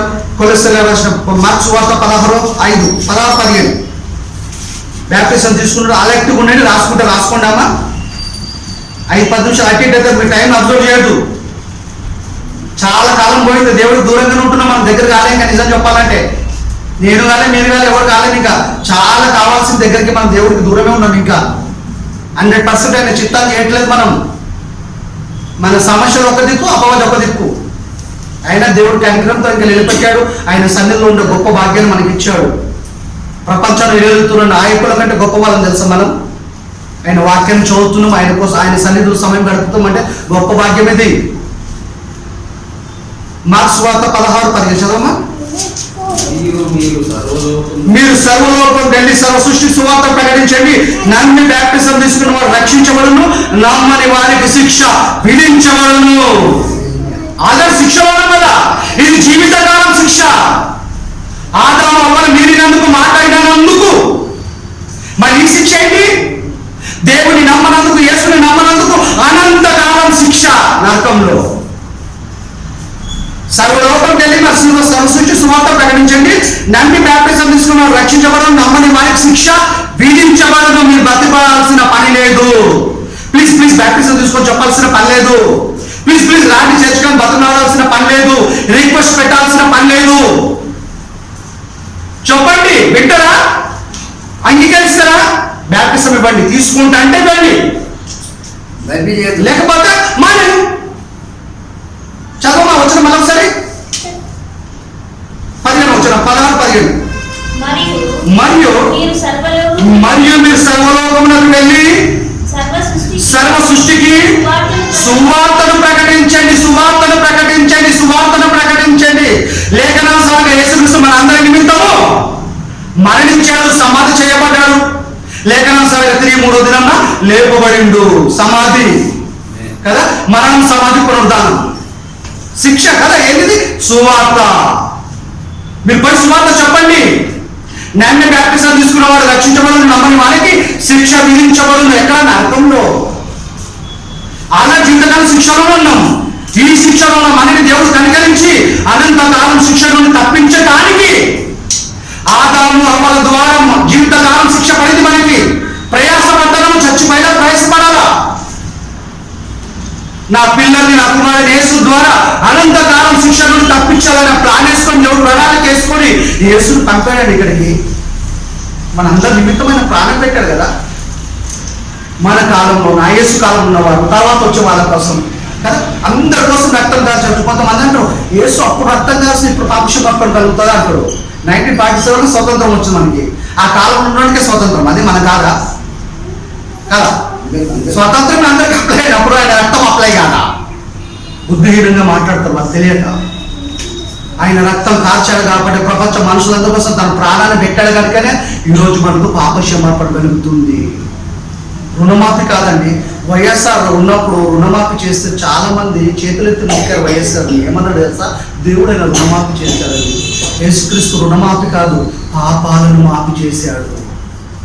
చూడండి ఎంత గొప్ప విషయం. పాపాలన్నిటి క్షమించేశాడు. బ్యాప్టిజం తీసుకున్నంత వరకు మనం ఏ పాపాలు చేసామో క్షమాపణ కలుగుతుంది మనకి. బ్యాప్టిజం తీసుకున్న తర్వాత నాకు ఇష్టం వచ్చినట్టు జీవిస్తుంటే కుదరదు. కౌంటింగ్ స్టార్ట్ అవుతుంది మనది. అలవాటు పడిపోయిన మంది అబద్ధాలకి మోసాలకి కొన్ని ఒకేసారి మాట వీలు కాదు కనుక బ్యాప్టిజం తీసుకున్న తర్వాత మనం సాధనం చేయాలా, ప్రయత్నించాలి, ప్రాక్టికల్ గా రిహార్సల్ చేయాలా, రోజు వాక్యం చదవాలి, రోజు ప్రార్థన చేయాలి, వాక్యం వినాలా. అలా మనం చేస్తుంటే పరిశుద్ధాత్మ దేవుడు మనకు సహాయం చేస్తాడు పాపం చేయకుండా క్రీస్తులోనికి మారడానికి. బ్యాప్టిజం ముందు జీవితానికి జీవితానికి వ్యత్యాసం కనపడాలా. తీసుకుని అయిపోయిన ప్రాసెస్ కాదు. బ్యాప్టిజం ముందు చేస్తే పాపం క్షమాపణ ఉంది, తర్వాత కౌంటింగ్ స్టార్ట్ అవుతుంది. అప్పటి చాలా అలర్ట్గా ఉండాలా.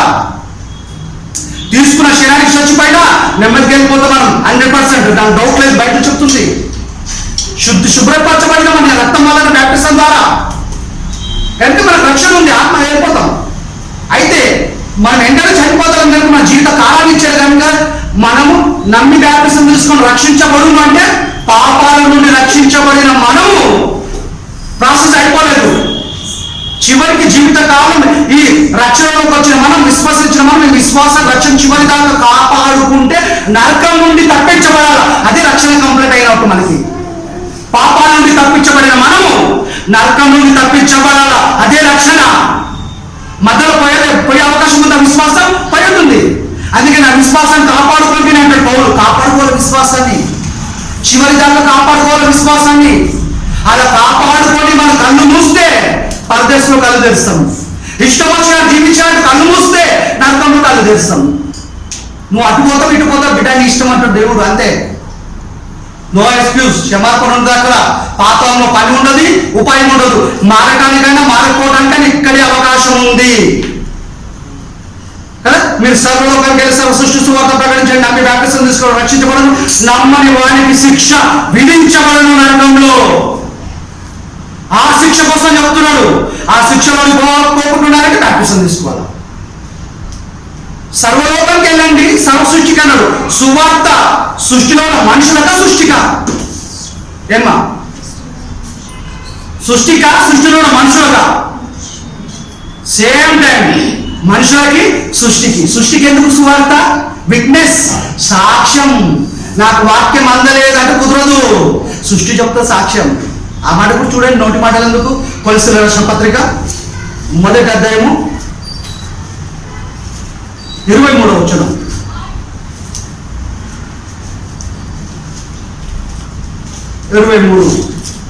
కొలస్సీ పునాది మీద కట్టబడిన ఇల్లు బలం ఉంటుంది. మనం కూడా అక్కడ ఉండాలా.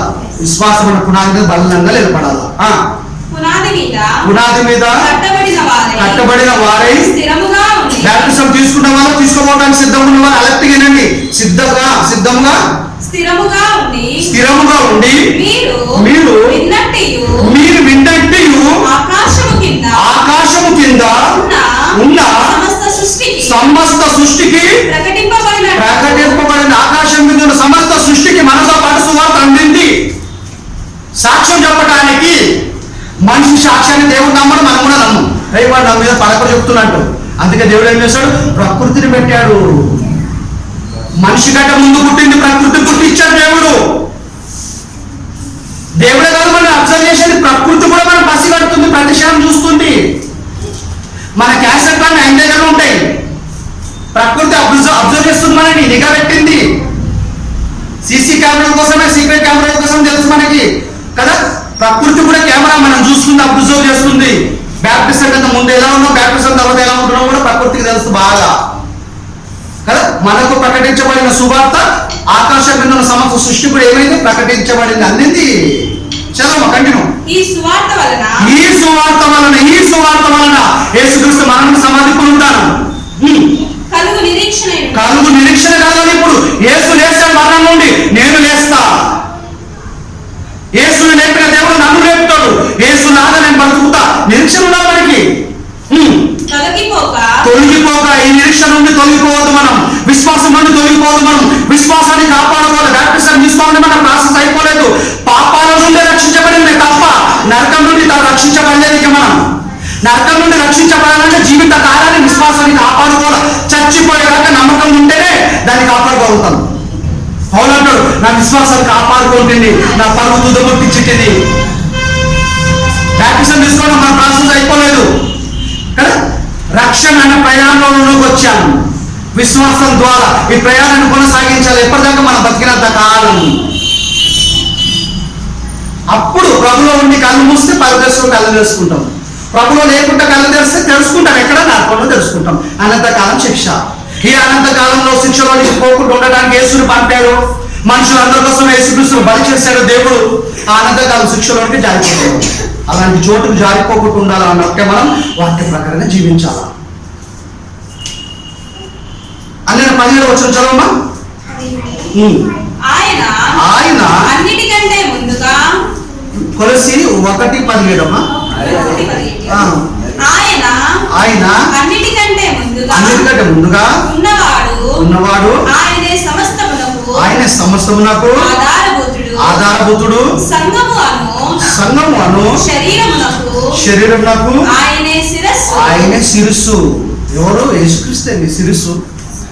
సంఘానికి శిరస్సు అంటే సావాసం కంపల్సరీ ఉండాలి. ఆయన గౌరవించాలి మనం. అంధకారము సంబంధమైన దాని మాట ఉంటే చూడమ్మా. 15-14 చూడ ఒకసారి. 13 వచ్చిన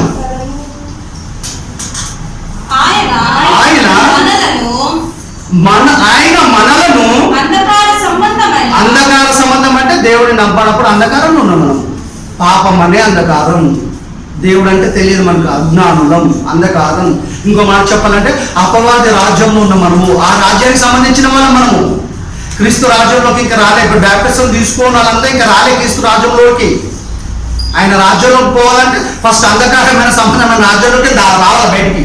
చదవమ్మా. ఆయన మనలను అంధకార సంబంధమైన అధికారంలో నుండి విడుదల చేసి ఎలా? బ్యాప్టిజం ద్వారా, యేసు రక్తం ద్వారా విడుదల కలిగింది మనకి. యేసు ప్రభు దేవుని కుమారుడుగా మనం ఒప్పుకొని రక్షకుడిగా ఒప్పుకోవటం వల్ల, నన్ను బ్యాప్టిజం తీసుకోవటం వల్ల మనకు విడుదల కలిగింది. రిలీజ్ అయ్యి అందులోకి తాను ప్రేమించిన తన కుమారుని యొక్క రాజ నివాసులుగా చేశాను. రాజ్యం అంటే ఎవరు? అన్నీ క్రైస్తవం. దేవుడి రాజ్యం, న్యాయస్థానం, పరలోక రాజ్యాంగం, 66 పుస్తకాలు. రాజు యేసు ప్రభు, సింహాసనం పరలోకం. ఆయన రాజ్యంలో ఉన్నాం. 2 రాజ్యాలు ఉన్నాయి భూమి మీద. ఒకటి క్రీస్తు రాజ్యం, ఒకటి అపవాది రాజ్యం, ప్రతిపక్ష రాజ్యం. అది ఆయన రాజ్యంలోకి క్రీస్తు రాజ్యంలోకి దేవుడు రప్పించాడు మనకి. గొప్ప భాగ్యం ఇది మనకి. ఇప్పుడు రూలింగ్ పార్టీ ఏదున్నా ఆపోజిషన్ వాళ్ళు ఊరుకుంటారా? గెలుపుతూనే ఉంటారు. ఏదో ఒకటి అంటుంటారు వాళ్ళని. వీడు కూడా అపవాది ఆ రాజ్యం మీద వచ్చాం కనుక వాడు మన జీవితకాలం మనకి ఏదో గెలుపుతూనే ఉంటాడు. ఎన్నో విధాలుగా దేవుడు దూరం చేయాలని చూస్తాడు. దేవుడు చెడ్డ పేరు తీసుకోవాలని చూస్తాడు. అవ్వాదాలు మోసం చేసినాడు, మనం మోసం చేస్తామనే చూస్తాడు. అందుకే ఇలాంటి మోసపోకుండా ఉండాలంటే సావాసం కంపల్సరీ మనకి. దేవునితో సంబంధం కంపల్సరీ మనకు ఉండాలా. రోజు బైబిల్ చదవాలా. చదువు రాని వాళ్ళమైతే ప్రార్థన చేయాలా, వాక్యం వినాలా కదా. వాక్యం వినడానికి చదువుతో పని లేదు, ప్రార్థన చేయడానికి చదువుతో పని లేదు. నేర్చుకోవాలా. భక్తికి బతకడానికి ప్రార్థనతో పని లేదు, చదువుతో పని లేదు కదా. చదువు వచ్చిన వాళ్ళకి రక్షణ, చదువు లేని వాళ్ళకి రక్షణ. అన్లెస్ దేవుడు ఎంత యథార్థవంతుడు, ఎంత ప్రేమమయుడు. రక్షణ అందరికీ అవసరమే. అందరు నా పిల్లలే. అనంతకాలం శిక్ష నుండి తప్పించుకోవాలంటే నా కుమారుడు నేను యేసుక్రీస్తుని నమ్మాలా, నన్ను నమ్మాలా. వాళ్ళు నమ్మి బ్యాప్టిజం తీసుకొని మాదిరికాలం జీవిస్తేనే అనంతకాలం శిక్ష నుండి తప్పించబడతాం. ఈ జీవితకాలం మట్టుకే మనం క్రీస్తునందు నిరీక్షించుకే మనుషులందరికంటే దౌర్భాగ్యులము. ఏముందండి జీవితకాలం? కష్టాసుఖాలు వస్తుంటే పోతుంటాయి. యేసు నమ్మితే అన్ని బాగుంటాయి. కుదరదు, తప్పది, అబద్ధం. అపవాది మాయ చేస్తుంటే బోధ చేసి మనకి. ఎప్పుడైనా మార్కెట్లోకి ఏ వస్తువులైనా ప్రొడక్ట్ ఒరిజినల్ వస్తుంది, లోపలికి మార్కెట్లో కొన్ని రోజులైనా డూప్లికేట్ వస్తుంది. మళ్ళీ రెండింటి పక్కన పెట్టి ఎలా ఉంటుందో తెలుసా? ఎలా ఇది మెరిచిపోతుంది తెలుసా? డూప్లికేటే మెరిచిపోతుంటుంది. దేవుడు చెప్పాడు అవ్వాదమ్మకి, మీరు తింటే చేస్తారని. అపవాదం ఏం చెప్పింది? డూప్లికేట్ బోధ చేస్తే ఏమని? మీరు చావలైన మాటకి అట్టకైపోయిందేమా? దేవుడు చెప్పిన సత్యానికి, యథార్థమైన మాటకి, యథార్థమైన దేవుడి మాటకి మీరింది. ఎందుకని ఆదాయం ఇట్లా చేసావంటే నువ్వు స్వీకరించేవాళ్ళు అక్కడితో ఉండడానికి టైం ఇస్తే తిన్నా, నువ్వు ఇవ్వకపోతే నువ్వు తినకపోతే అన్నట్టు చెప్పాడు. అనకపోయినా ఈమె చెప్పింది నన్ను క్షమించుకోవాలి అంటారా? సర్పం వచ్చి మోసం చేసి సర్పం నువ్వేగా సృష్టించింది. అసలు సర్పనే లేకపోతే ప్రాబ్లం ఉండకపోతుంది. ఇద్దరు కప్పుకున్నారు కానీ ఒప్పుకోలేదు. అందుకే జీవితకాలం శిక్ష పడింది మనందరికీ. 800 కోట్ల మనిషికి మందులకి శిక్ష పడింది. ఏది? ప్రయాసంతోనే పిల్లలను కనాల స్త్రీ, ప్రయాసం కష్టంతోనే పురుషుడు పని చేసి కష్టపడి బతకాల. సిచ్యువేషన్ బాగలేదు కనుక ఆరంభం వాళ్ళు కూడా కష్టపడి పనులు చేస్తున్నారు. ఇప్పుడు ప్రయాసం ఎప్పటిదాకా చచ్చి ఒంట్లో ఓపుకున్న దాకా కష్టపడుతూనే ఉండాలి. ఈ ప్రయాసం ఎందుకు వచ్చింది? అందుకని నాడు యేసుప్రభు ఏమని, ప్రయాసపడి భారం మోసుకొంటున్న సమస్త జనులారా ఎందుకు రండి, నేను మీకు విశ్రాంతిని ఇస్తాను. ఏ విశ్రాంతి? ఎండో తిరిగి వచ్చి చలించుతో స్నానం చేసి పండుకునే విశ్రాంతి కోసం చెప్పట్లేదు. నరకానికి పంపించకుండా పరదేశం తీసుకెళ్తా మిమ్మల్ని, ఆ విశ్రాంతి కోసం చెప్తున్నాడు ఆయన. ఆల్రెడీ జీవితకాలం శిక్ష ఉన్నా మనం. జీవితకాలం శిక్ష పడింది మన అందరికీ. అన్యజనులకు పడింది, ఆల్రెడీ నెల మీద మనుషులందరికీ శిక్ష పడింది. దేవుడి మాట మీరినందుకు శిక్ష పడింది. స్త్రీలు ప్రయాసంతో, పిల్లలకైనా పురుషులు ప్రయాసంతోనే కష్టపడి పని చేయాలా? ఎప్పటిదాకా? చచ్చిపోయేదాకా ప్రయాసం. చివరికి పిల్లలు కూడా ప్రయాసమే. బుక్స్ మోసుకురావాలా. బుక్స్ మోసుకురావాలా. ప్రయాసం. ఆడుకోవడానికి కూడా టైం లేదు వాళ్ళకి. టెన్షన్. ధనవంతుడు ప్రయాసం, పేదవాడి ప్రయాసం. దేవుని మాట మీరినందుకు ప్రయాసంతో ప్రయాసపడాలి. ఆ శిక్ష పడింది. ఆ శిక్షలో మనం ఆ శిక్ష అనుభవిస్తూనే ఉన్నాం. మన యేసుని నమ్మకం ఈ శిక్ష నుండి కాదు, అనంతకాలం శిక్ష నరకం నుండి తప్పించడానికి యేసుబాబు నమ్మకం తప్పించుకోవడానికి. అందుకే నమ్మి బ్యాప్టిజం తీసుకున్నాం. తర్వాత చూసుకుంటాం అపొస్తలుల కార్యములు 22వ అధ్యాయం 16 వచనం చదవమ్మా.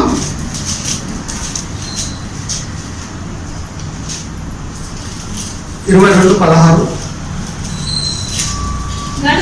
గనుక నీవు తరువు అంటే ఆలస్యం లేదు ఎప్పుడు కదా. కొంతమంది పేషెంట్స్ ఉంటారు హాస్పిటల్, షుగర్ ఉన్న వాళ్ళకి ఏం చేస్తారు సార్, తినముందు షుగర్ చెక్ చేస్తారు, తిన్న తర్వాత చెక్ చేస్తారు కదా. ముందు ఆపరేషన్ కంటే ముందు అబ్జర్వేషన్లో పెడతారు, ఆపరేషన్ తర్వాత అబ్జర్వేషన్ పెడతారు. బ్యాప్టిజం అబ్జర్వేషన్ చేయొద్దు మనం. రేపు తీసుకుంటా, ఎల్లుండి తీసుకుంటా, ఇచ్చే సేవకుడు చెప్పొద్దు, తీసుకున్న విశ్వాసం చెప్పొద్దు. ఎప్పుడు తీసుకోవాలా మళ్ళా? అందుకే సౌలుని అననీయ చెప్తున్నాడు. సౌలు క్రైస్తవులందరినీ కొట్టేవాడు. తనకు ప్రాణాధారంగా ప్రధాన యాజకుల చేత కూడా అధికారం తీసుకొని దమస్కు పట్టణానికి వచ్చాడు. అకస్మాత్తుగా ఒక శబ్దం వచ్చింది, వీడికెళ్ళి ఆకాశంలో ఒక వెలుగు ప్రకాశిస్తే పడిపోయాడు. సౌలా నువ్వు నన్ను ఎందుకు హింసిస్తున్నావు అంటే, ఆయన చూడు కన్ను పోయినా బుద్ధి రాలేదు. ఏమంటాడు తెలుసా? ప్రభువా నువ్వు ఎవరు అంటున్నాడు. నువ్వు హింసిస్తున్న యేసుని నేనే, నువ్వు హింసిస్తున్నవే ఆ యేసుని నేనే అంటాడు. వాళ్ళ దగ్గరికి పోను అని చెప్పేసి ఇన్ఫర్మేషన్ ఇస్తే వాళ్ళు ఎవడున్నారో అందరూ వాళ్ళ కళ్ళు ఈయన కళ్ళు పోతాయి. అననీయ తీసుకెళ్తే అననీయ అంటాడు. అప్పుడు చదువు మాత్రం వచ్చినాం.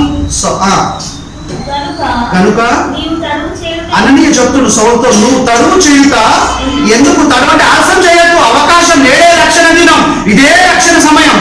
నిర్లక్ష్యం చేస్తారంటే ఏదైతే తెలియదు మనకి. బాగా వచ్చినప్పుడు పోయేటప్పుడు నేను ఫినిష్, నేను పోతలే మీద ప్రమాదం తెలియదు మనకి కదా. రక్షణ నరకం నుండి తప్పించుకున్న మాట, పాప క్షమాపణ కలిగే మాటల్ని మనం నిర్లక్ష్యం చేయొద్దు. ఎప్పుడు తప్పించుకో, ఎప్పుడు చస్తామో తెలియదు మనకి.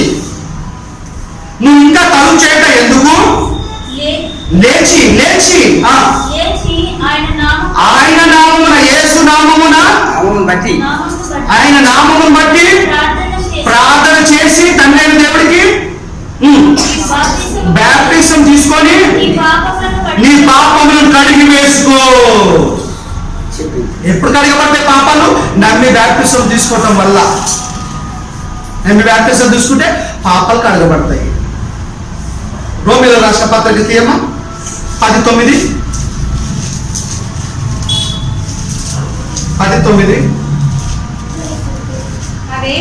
అదేమనగా యేసు ప్రభు అని, ప్రభు రాజు యేసు ప్రభు అని నీ నోటితో ఒప్పుకొని దేవుడు మృతుల్లో నుండి ఆయనను లేపనని నీ హృదయమందు విశ్వసించిన నీవు రక్షించబడదు. ఇది ప్రణాళిక అంతరంగంలో జరుగుతుంది కదా. ఆజ్ఞే దాంతో అయిపోలేదు ప్రాసెస్.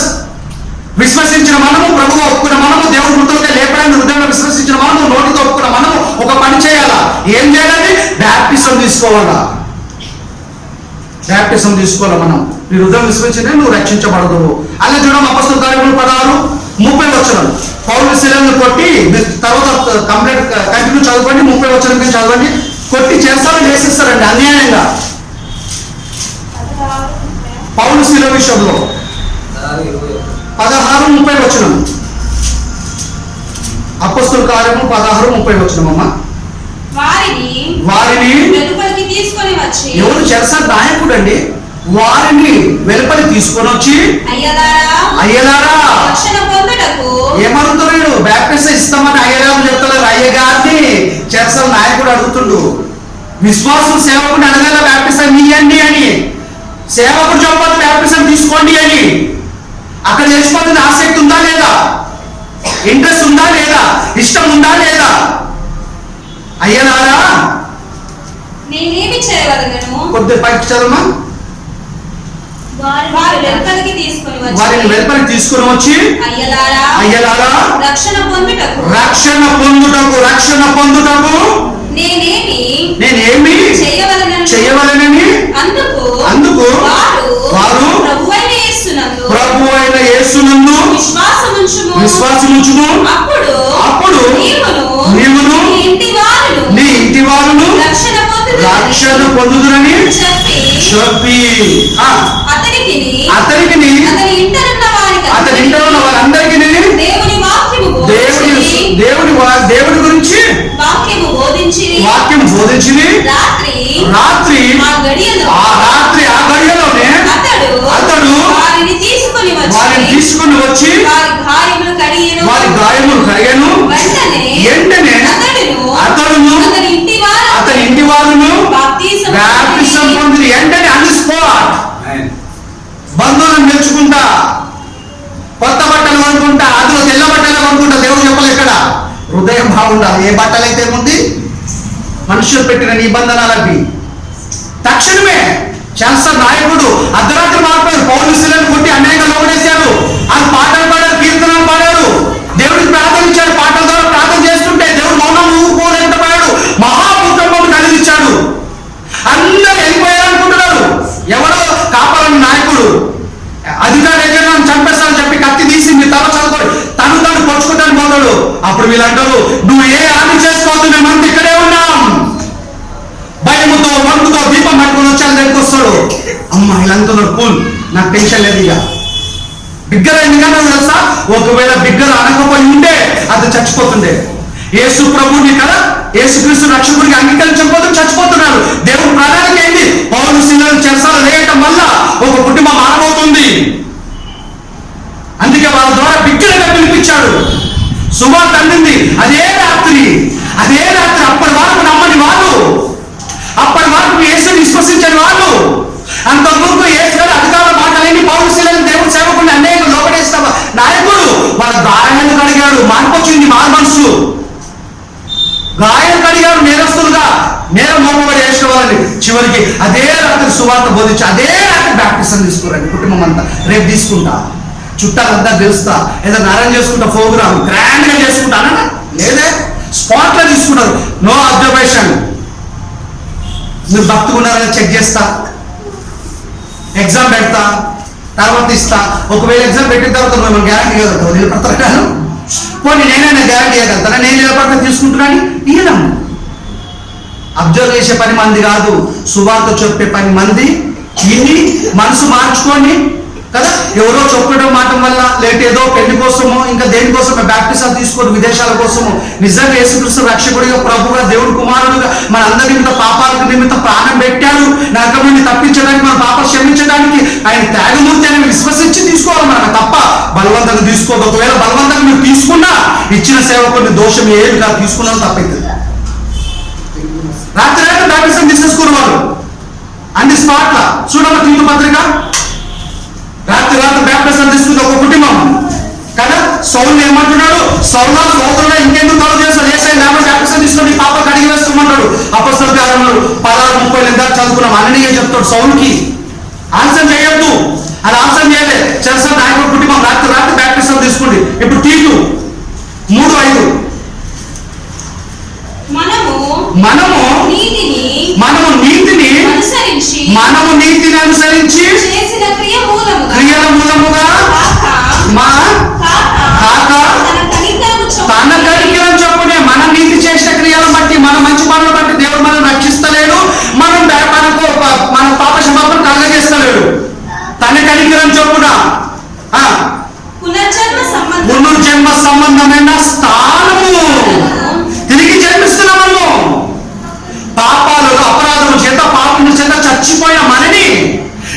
ద్వారా తిరిగి బతికిస్తుండు. బ్యాప్టిజం ద్వారా పునర్జన్మ. పునర్జన్మ అంటే దాని అర్థమైంది మళ్ళీ పుడుతున్నాం ప్రభులో. ఒక్కసారి పుడితే 2 సార్లు చావాలా కదా? ఒక్కసారి పుడితే 2 సార్లు చావాలా. ఫిజికల్ గా చావాలా, నరకంలో చావాలా. 2 సార్లు పుడితే ఒకేసారి చావాలి ఫిజికల్ గా, నరకంలో చావలేదు మనకి. ఎందుకంటే మన శిక్షను యేసుక్రీస్తు భరించారు. కేవలం నమ్మితే దాన్ని తప్పించుకోము, భక్తి ఉంటేనే తప్పించుకుంటాము. దేవుడు ఖచ్చితమైన న్యాయాధిపతి. విశ్వసించిన మనము బ్యాప్టిజం తర్వాత జీవితం లాగా జీవితం ఉండొద్దు. బ్యాప్టిజం తర్వాత మన జీవితం మెరుగుపడాలా, డిఫరెంట్ గా జీవించాలా, ప్రత్యేకంగా జీవించాలా, వాక్యానుసారంగా జీవించాలా. అలా జీవించడానికి మనకు చేత కాదు, పరిశుద్ధాత్మ దేవుడు సహాయం చేస్తాడు మనకి. మనకు ఆసక్తి ఉంటే చేస్తాడు ఆయన, లేకపోతే ఆయన కూడా వదిలిపెట్టాడు మనకి. ఆసక్తి ఉంటేనే చేస్తాడు ఆయన. అప్పుడు నరకం నుండి తప్పించుకోవచ్చు మనం. అనంతకాలం శిక్షకు పోమిగ మనం. అందుకే బ్యాప్టిజం తీసుకోవాలా, అందుకే ప్రభులో నిలబడాలా. కష్టమైన నష్టమైన ఓర్చుకోవాలా. అపోస్తులకు అర్థమైందండి, అందుకే అన్ని ఓర్చుకోరు. మొదటి శతాబ్దం క్రైస్తవులకు అర్థమైంది వాక్యం దేవుడు, అందుకే అన్ని ఓర్చుకోరు. ధనపక్ష లేని వాళ్ళకి ఏక మనసు కలుగుతున్నారు. మన కుటుంబంలో ఏక మనసు లేదు మనకి. అన్నదమ్ముల అక్షరం మధ్య సమాధానం లేదండి ఎన్ని కుటుంబాలలో. యథార్థం చెప్పాలంటే సేవకుడికి సంఘస్థులకి సమాధానం లేదు మన సంఘాలలో.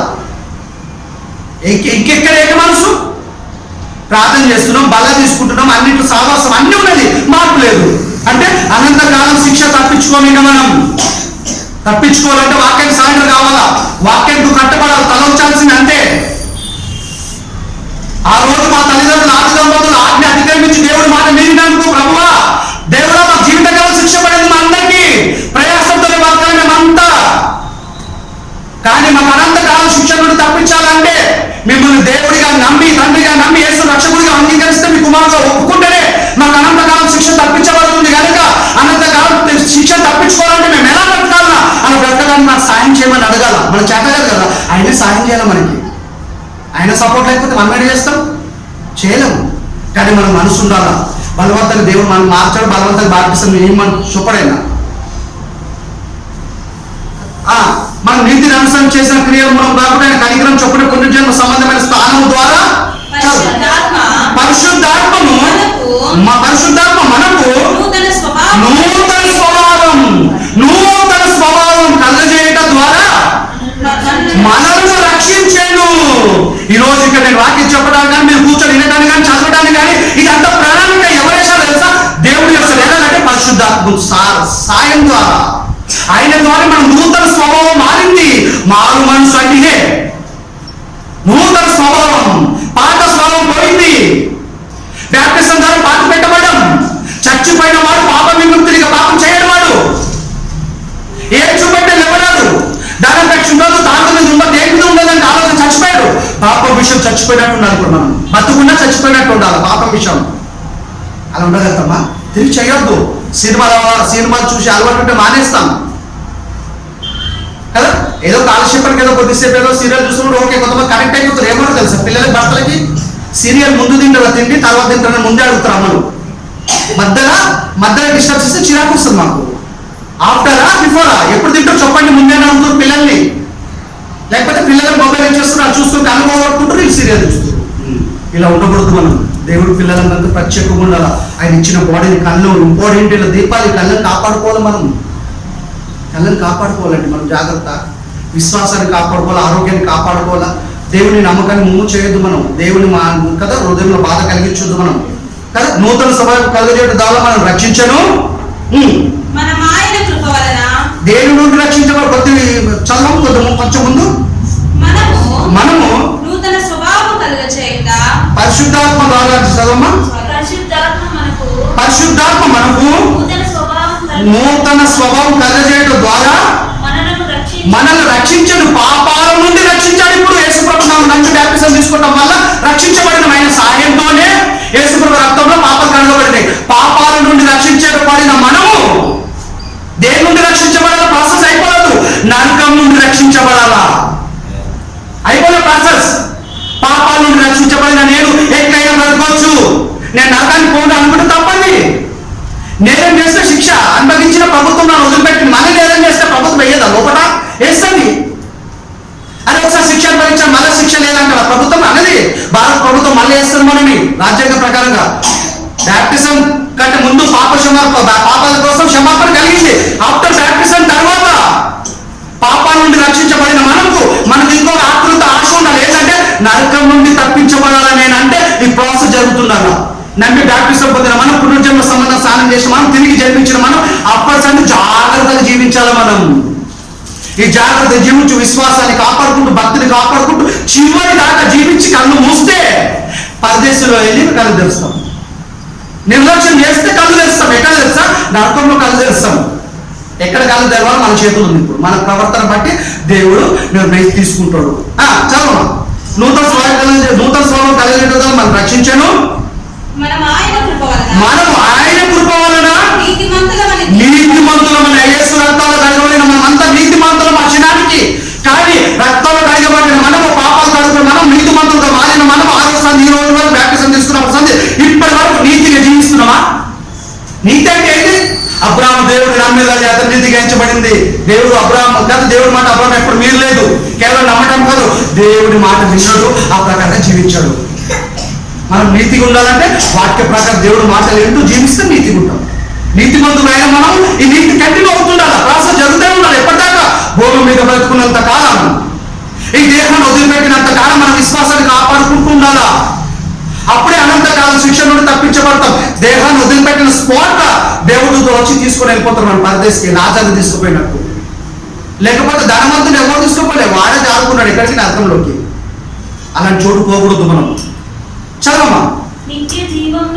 నిత్య జీవమును గురించిన నిరీక్షణ బట్టి దానికి వారసులు మగుటకై ఆ పరిశుద్ధాత్మ, ఏ పరిశుద్ధాత్మ? నూతన స్వభావం కలిగే ఆ పరిశుద్ధాత్మని మన రక్షకుడైన యేసుక్రీస్తు ద్వారా ఆయన మన మీద సమృద్ధిగా కుమ్మరించను. నమ్మి బ్యాప్టిజం తీసుకుని యేసును రక్షకుడిగా హృదయపూర్వకంగా అంగీకరించాం అంటే పరిశుద్ధాత్మ మన మీద సమృద్ధిగా కుమ్మరించాడు. ఇంకా పరిశుద్ధాత్మతో నింపు అంటే నోరు పోయి అంటాడు దేవుడు. ఏమన్నాడు కదా? సమృద్ధిగా నింపు కుమ్మరించాను. ఒక దాహం నీళ్ళు కావాలంటే ఒక చెంబు నీళ్ళు అడుగుతాం, గిలాస్ అడుగుతాం, ఆ బిందె నీళ్ళు అడుగుతాం. రెండు మనము పోయి బాగా ఆకలేస్తా ఒక ప్యాకెట్ బిర్యానీ తినాలని అంత ఆకలేస్తా బిర్యానీ అడగం మనం ఎవరిని. కొంచెం అన్నం పెట్టండి, ఆకలి అవుతుందంటాం. కడుపు నిండా పెట్టండి అని కూడా అన్నమను. ఇంత సమృద్ధిగా పరిశుద్ధాత్మను కుమ్మరిస్తే ఇంకా నా పరిశుద్ధాత్మతో నింపు అంటే ఏమో దేవుడు కోపం కదా. ఇంత పెట్టగలండి తిండి, మళ్ళా ఇంకా కావాలి, అక్కడ ఉంది ఇంకా కావాలంటావు. అవివేకం అది. మన మీద సమృద్ధిగా కుమ్మరించాను. ఇంకా పరిశుద్ధాత్మను నింపుమని కానీ పొందమని కానీ అడగటము వాక్యానికి విరోధము. ఆయన దుఃఖ పెట్టడం కూడా.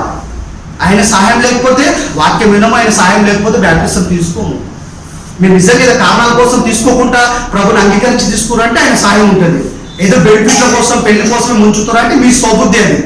అలా తీసుకుంటలేమంటే దానిలో మనం అలా కూడా తీసుకునే ఆలోచన మీరు ఉంటే మీరు మనసు మార్చుకొని తీసుకోకుంటుంటే మీరు నిజంగా ప్రభు రక్షకుడిగా దేవుడి కుమారుడు ఒప్పుకుంటే తీసుకోండి.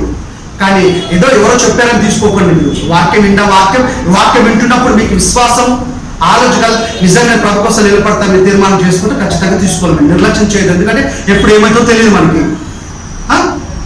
చివరి చూసుకుంటాం. దళిత 3:27 ఇందులో స్త్రీలని పురుషులను కూడా భేదం లేదంట.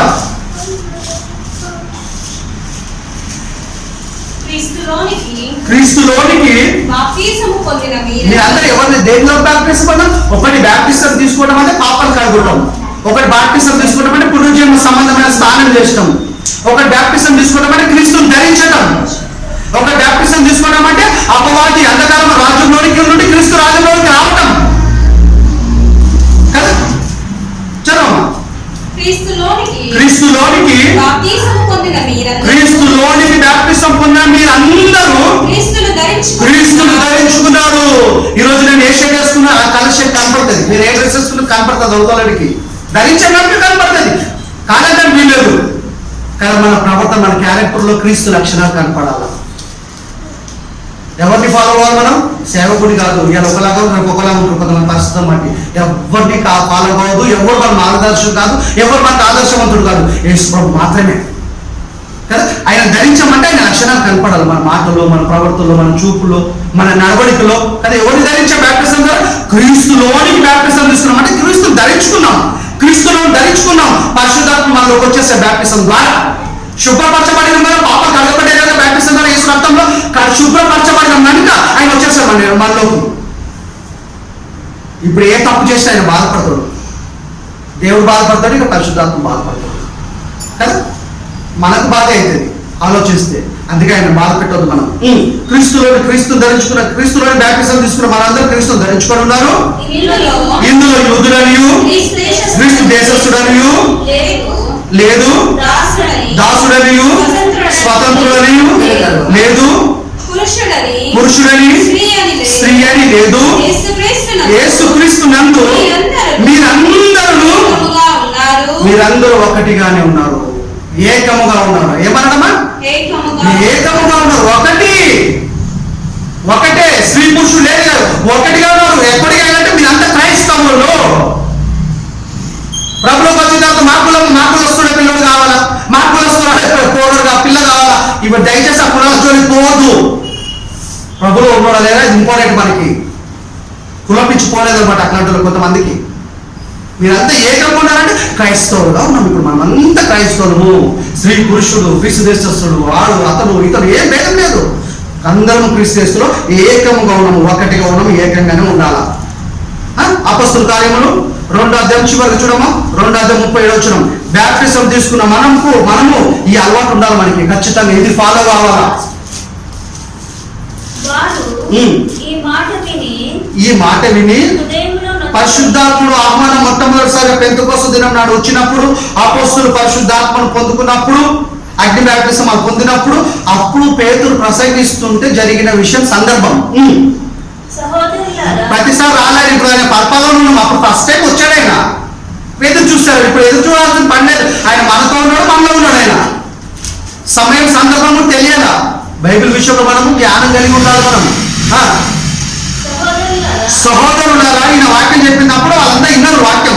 ఆ సహోదరులారా, మేమేమి చేద్దామని పేతురును కడమ అపొస్తలులను అడగగా, పేతురు మీరు మారు మనసు పొందాలి. ఫస్ట్ మనసు మార్చుకోండి. మీరు మారు మనసు పొంది పాప క్షమాపణ నిమిత్తం మీ పాపాలు క్షమించబడాలంటే మీరు మారు మనసు పొంది పాప క్షమాపణ నిమిత్తము ప్రతి వాడును యేసుక్రీస్తు నామమున బాప్తిసం పొందుడు. అక్కడ ఫుడ్ నోట్స్ ఉందామా? 1 నంబర్ వచ్చిందా? మీరు చదివిన దగ్గర కంటిన్యూ చదువు మగనే.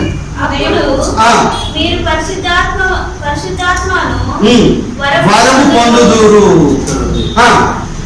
కంటిన్యూ.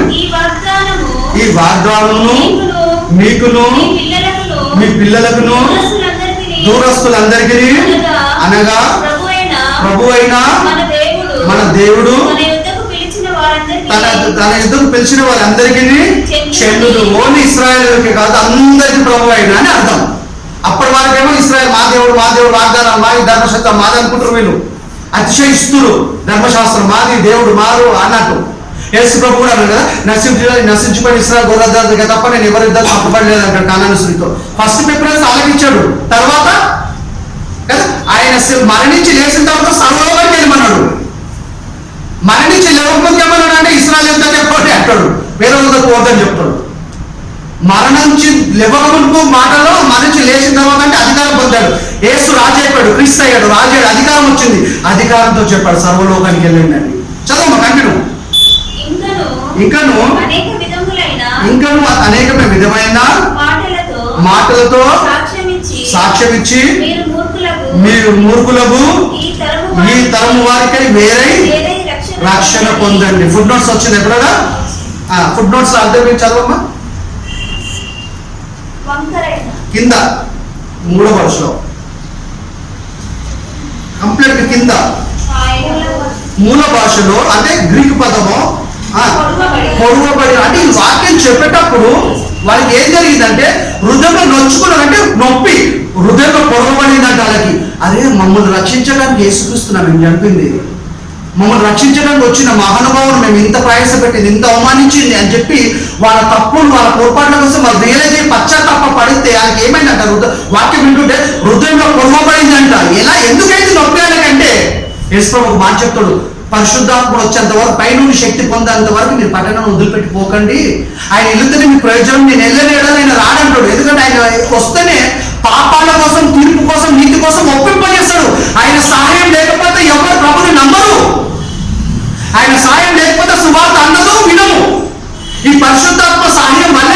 వాళ్ళు ఏం చేస్తారంటే హృదయంలో నొచ్చుకొని పొడవబడిందంట. వాళ్ళకి హృదయంలో పొడవబడినప్పుడు రక్షణ పొందాలంటే మేము ఏం చేయాలని అడుగుతున్నారు వాళ్ళకు.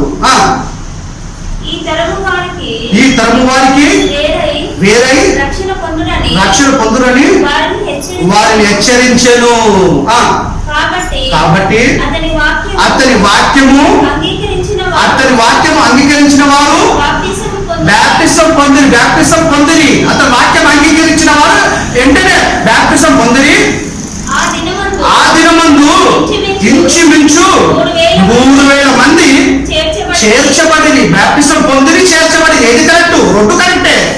బ్యాప్టిజం పొందారు, క్రీస్తుని ధరించుకున్నారు, పాపాలు కడుక్కున్నారు, తిరిగి జన్మించారు, పునర్జన్మ సంబంధమైన స్నానం చేశారు, పాపాలను కడుక్కున్నారు, క్రీస్తుని ధరించారు, బ్యాప్టిజం ద్వారా. ఇంచుమించు 3,000 మంది చేర్చబడి అంటే అంధకారమైన సంబంధమైన దయ్యం అధికారంలోకి వెళ్ళి క్రీస్తు రాజ్యంలోకి సంఘంలోకి చేర్చబడిరు.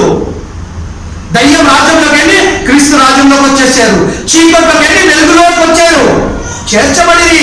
ఇంచుమించు మొదట సంఘం ప్రారంభం, క్రీస్తు రాజ్యం ప్రారంభం ఎప్పుడో తెలుసా? పెంతెకోస్తు దినం నాడు. ఎంతమందితో? ఇంచుమించు 3,000 మందితో ప్రారంభమైంది. అదే రాజ్యంలో ఇప్పుడు మనం ఉన్నాం. అదే రాజ్యంలో 6 నెలల మీద క్రైస్తవులు వెళ్తున్నారు. ఆ రాజ్యానికి రాజ్యాంగమే బైబిల్. రాజు క్రీస్తు, సింహాసనం పరలోకమే. ఆయన రాజ్యంలో ఆల్రెడీ మనం. ఇంకా నీ రాజ్యం వచ్చింది కాకంటే నోర్మి అంటాడు. రాజ్యం వచ్చాక రాజు ఏసు రాజు కాదా? ఆయన రాజ్యం మన రాజ్యం. ఈ రాజ్యాన్ని 2వ రాజ్యం తండ్రికి అప్పగించేస్తాడు. చదవం కంటిన్యూ. బ్యాప్టిజం తీసుకున్న మనకు చేయాల్సిన ముఖ్యమైన ఇంపార్టెంట్ పనులు ఇక్కడ ఉంటాయి. ఇంచుమించు వీళ్ళు 3,000 మంది చేర్చబడి వీరు అపొస్తలుల బోధయందు బోధలు అపొస్తలుల బోధయందు సహవాసమందు. అంటే సహవాసం అంటే సంఘానికి ఖచ్చితంగా పోవాలా. బోధ కరెక్ట్ ఉందా లేదా అబ్జర్వ్ చేయాలి. మన వాక్యంలో ఉంది చెప్తే తల ఉంచాలా, లేదు చెప్తే ఎక్కించుకోవాల్సిన పని లేదు మనకి. అపొస్తలుల బోధయందు సహవాసమందు, రొట్టె విరుచుటయందు, ఆదివారం రొట్టె విరుచుటయందు, ప్రార్థన చేయటయందు ఎడతెగక ఉంది. కంటిన్యూ చేస్తారు వీళ్ళు, ఎడతెగకుంటుంది. అంటే ఏ రోజు అబ్సెంట్ అవుతలేరు. ఈరోజు ఆదివారం ఒక రోజు 2 గంటలు కూడుకోవటంటే వీలైతే లేదంట. మనము సాకులు చెప్తాము, కానీ వాళ్ళు రోజు కూడుకున్నారండి. ఎవ్రీడే కూడుకున్నారు, గ్యాదర్ అయ్యారు, రోజు వర్షిప్ చేశారు దేవుడు. వాళ్ళు నిజంగా వాళ్ళని చూసి దేవుడు ఎంత ఆనందించి ఉంటాడు, ఆనందపెడతాడు ఉంటాడు. మొదటి శతాబ్ద క్రైస్తవులు చూసి ఈ రోజైనా సాఫ్ట్వేర్లు, హార్డ్వేర్లు, ఈజీ వర్కర్స్ ఉన్నాయి, చీరల మీద ఏసీల కింద కూర్చొని పనిచేసి. ఆ రోజు అంతా కష్టజీవులే కదండి. టెక్నాలజీ ఎక్కడికి అయినా భక్తి అంత స్ట్రాంగ్ ఉండాలి. రోజు గ్యాదర్ అయ్యారు, రోజు కొడుకున్నారు. కట్టెలతో ఉండేవాళ్ళు కదండి అప్పుడు వాళ్ళు. మళ్ళా స్టవ్ ఎక్కడేయాలి, మంట శబ్దం లేకుండా, పొగ లేకుండా కదా. మా మమ్మీ కూడా కట్టెలతో చేసేది మాకు తెలుసు. కళ్ళు ఇట్లా మండిపోతుంటే ఇట్లా. అంత కష్టాలు ఉండి కూడా వాళ్ళు అంత స్ట్రాంగ్గా రోజు కొడుకున్నారంటే మన వాళ్ళకున్న భక్తి. అందుకే వాళ్ళు ప్రార్థన చేస్తే దేవుడు ఎంతైనా స్పందిస్తుంది. పౌరశీలను లోపడేసి ప్రార్థన చేస్తే వెంటనే భూమి కదిలించాడు. ఈరోజు మనం వేస్తే కదిలిస్తారా? వాళ్ళ భక్తిలో కొంచెం లేదు మనకి. చదవమా. అప్పుడు ప్రతి వారికి భయం కలిగింది. అమ్మ మేము ప్రత్యేకంగా జీవించాలా. మరియు అనేక మహత్కార్యములను సూచక్రియలను అపోస్తుల ద్వారా జరిగేను. విశ్వసించిన వారందరూ ఏకముగా కూడి అందరూ ఒకటిగా ఉన్నారు. ఇలా నాకు వాళ్ళు పడదు, వీళ్ళు పడదు, అక్క పడదు, యోధన పడదు, అన్న పడదు, అందరూ ఏకంగా కూడి తమకు కలిగినదంతయు సమిష్టిగా ఉంచుకొని ఇదియుగాక వారు తమ చెరాస్తులను అమ్మి అందరికి వారి అక్కడ కొలది పంచిపెట్టింది. సంస్థ స్థాపన అంటే దీన్ని సోషలిజం. అందరు సమానం ఉండాలా. ఎవరితో ప్రారంభం? ఎవరికి వీలైంది? యేసు మాటలు విన్నా మొదటి శతాబ్ద క్రైస్తవులకు సాధ్యమైంది. ధనవంతులందరూ ఆ ఆస్తులను అమ్ముకొని అపొస్తలుల పాదాల దగ్గర పెట్టారు. ఏం లేదు వీళ్ళకి? సావాసాలు ఉన్నారు, అపొస్తలుల బోధనలో రొట్టె విడుచుటయందు ఉన్నారు, ఏక మనసు ఉంది. ధనాపేక్ష లేదు వీళ్ళకి, ధనాపేక్ష లేదు. మనకి సువార్త నిమిత్తం సేవకులు కదా ధనం ఇవ్వడానికి కూడా ఇంతకుముందు 10 సార్లు ఆలోచిస్తాం. వాళ్ళ అపొస్తలుల పాదాల దగ్గర పెట్టారు ఆస్తులు అమ్మి. ఏం లేదు వాళ్ళకి? ధనాపేక్ష లేదు. చదువు కంటిన్యూ. మరియు వారు ఏక మనసు ఉన్నాయి, ఒకటే మనసు వాళ్ళకి. ప్రతిదినం కూడుకుంటండి. ప్రతిదినం దేవాలయంలోను తప్పక కూడుకుంటూ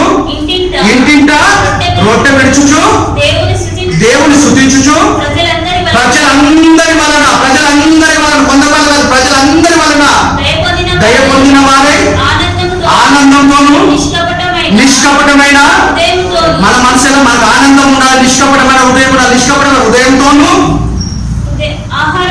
ఆహారం పుచ్చుకొనుచు మరియు ప్రభు రక్షణ పొందుచున్న వారిని అన్నదినము వారితో చేర్చుచుండ్రి. సావాసంలో లేదు వీళ్ళు, యేసు ప్రభు శరీర రక్తంలో పాలు పొందుతున్న వీళ్ళు తిని పడుకోలేదు. ఏం చేశారు తెలుసా? ప్రభు రక్షణ పొందుతున్న వారిని అనుదినము వారితో చేర్చుచున్నాడంటే అనుదినం వారితో చేర్చున్నాడు. సంఘంలో చేరాలంటే ఏం జరగాలి? బ్యాప్టిజం జరగాల. బ్యాప్టిజం జరగాలంటే ముందేం జరగాలి? ప్రకటన జరగాల. అంటే విశ్వాసులు ఏం చేస్తారు? మొదటి శతాబ్దం క్రైస్తవులు ఏం చేస్తారు? సువార్త ప్రకటిస్తారు. నన్ను బ్యాప్టిజం తీసుకున్న ఇంచుమించు 3,000 మంది ఊరుకుంటారు. సేవకులతో పాటు వీళ్ళు కూడా సువార్త ప్రకటిస్తారు, సువార్తలో పార్టిసిపేట్ చేస్తారు. సువార్త ప్రకటించడం వల్ల నన్ను బ్యాప్టిజం తీసుకున్న ఇంచుమించు 3,000 మంది ఎలా తీసుకుర్రో వాక్యం అందినప్పుడు వీళ్ళు వాక్యాన్ని ప్రకటిస్తుంటే బ్యాప్టిజం తీసుకోవడానికి సిద్ధపడ్డ వారందరినీ అనుదినం వారితో చేర్చుతుంది. అంటే రోజు సువార్త చెప్తున్నారు, రోజు మారుతున్నారు, మారిన వారిని సంఘంలో చేరుస్తున్నారు. అంటే సువార్త ప్రకటించాల్సిన పని కూడా బ్యాప్టిజం తీసుకున్న వారందరి మీద మోపబడి ఉన్నది. పోరాడు సువార్త ప్రకటించాల్సిన భారము నా మీద మోపబడి ఉంది. అయ్యో నేను సువార్త ప్రకటించకపోయిన ఎడల నాకు శ్రమ. ప్రతిదినము జరుగుతుంది ప్రాసెస్. చివరి మాట కదా, ఏప్రిల్ రాసిన పత్రిక 10:20 చదవడం కనుక సావాసం ఎప్పుడు మానవద్దు. మనం ఎలాంటి పరిస్థితుల్లో కూడా చర్చకు డుమ్మ కొట్టద్దు. ఏప్రిల్ 10:25 25 చదవమా.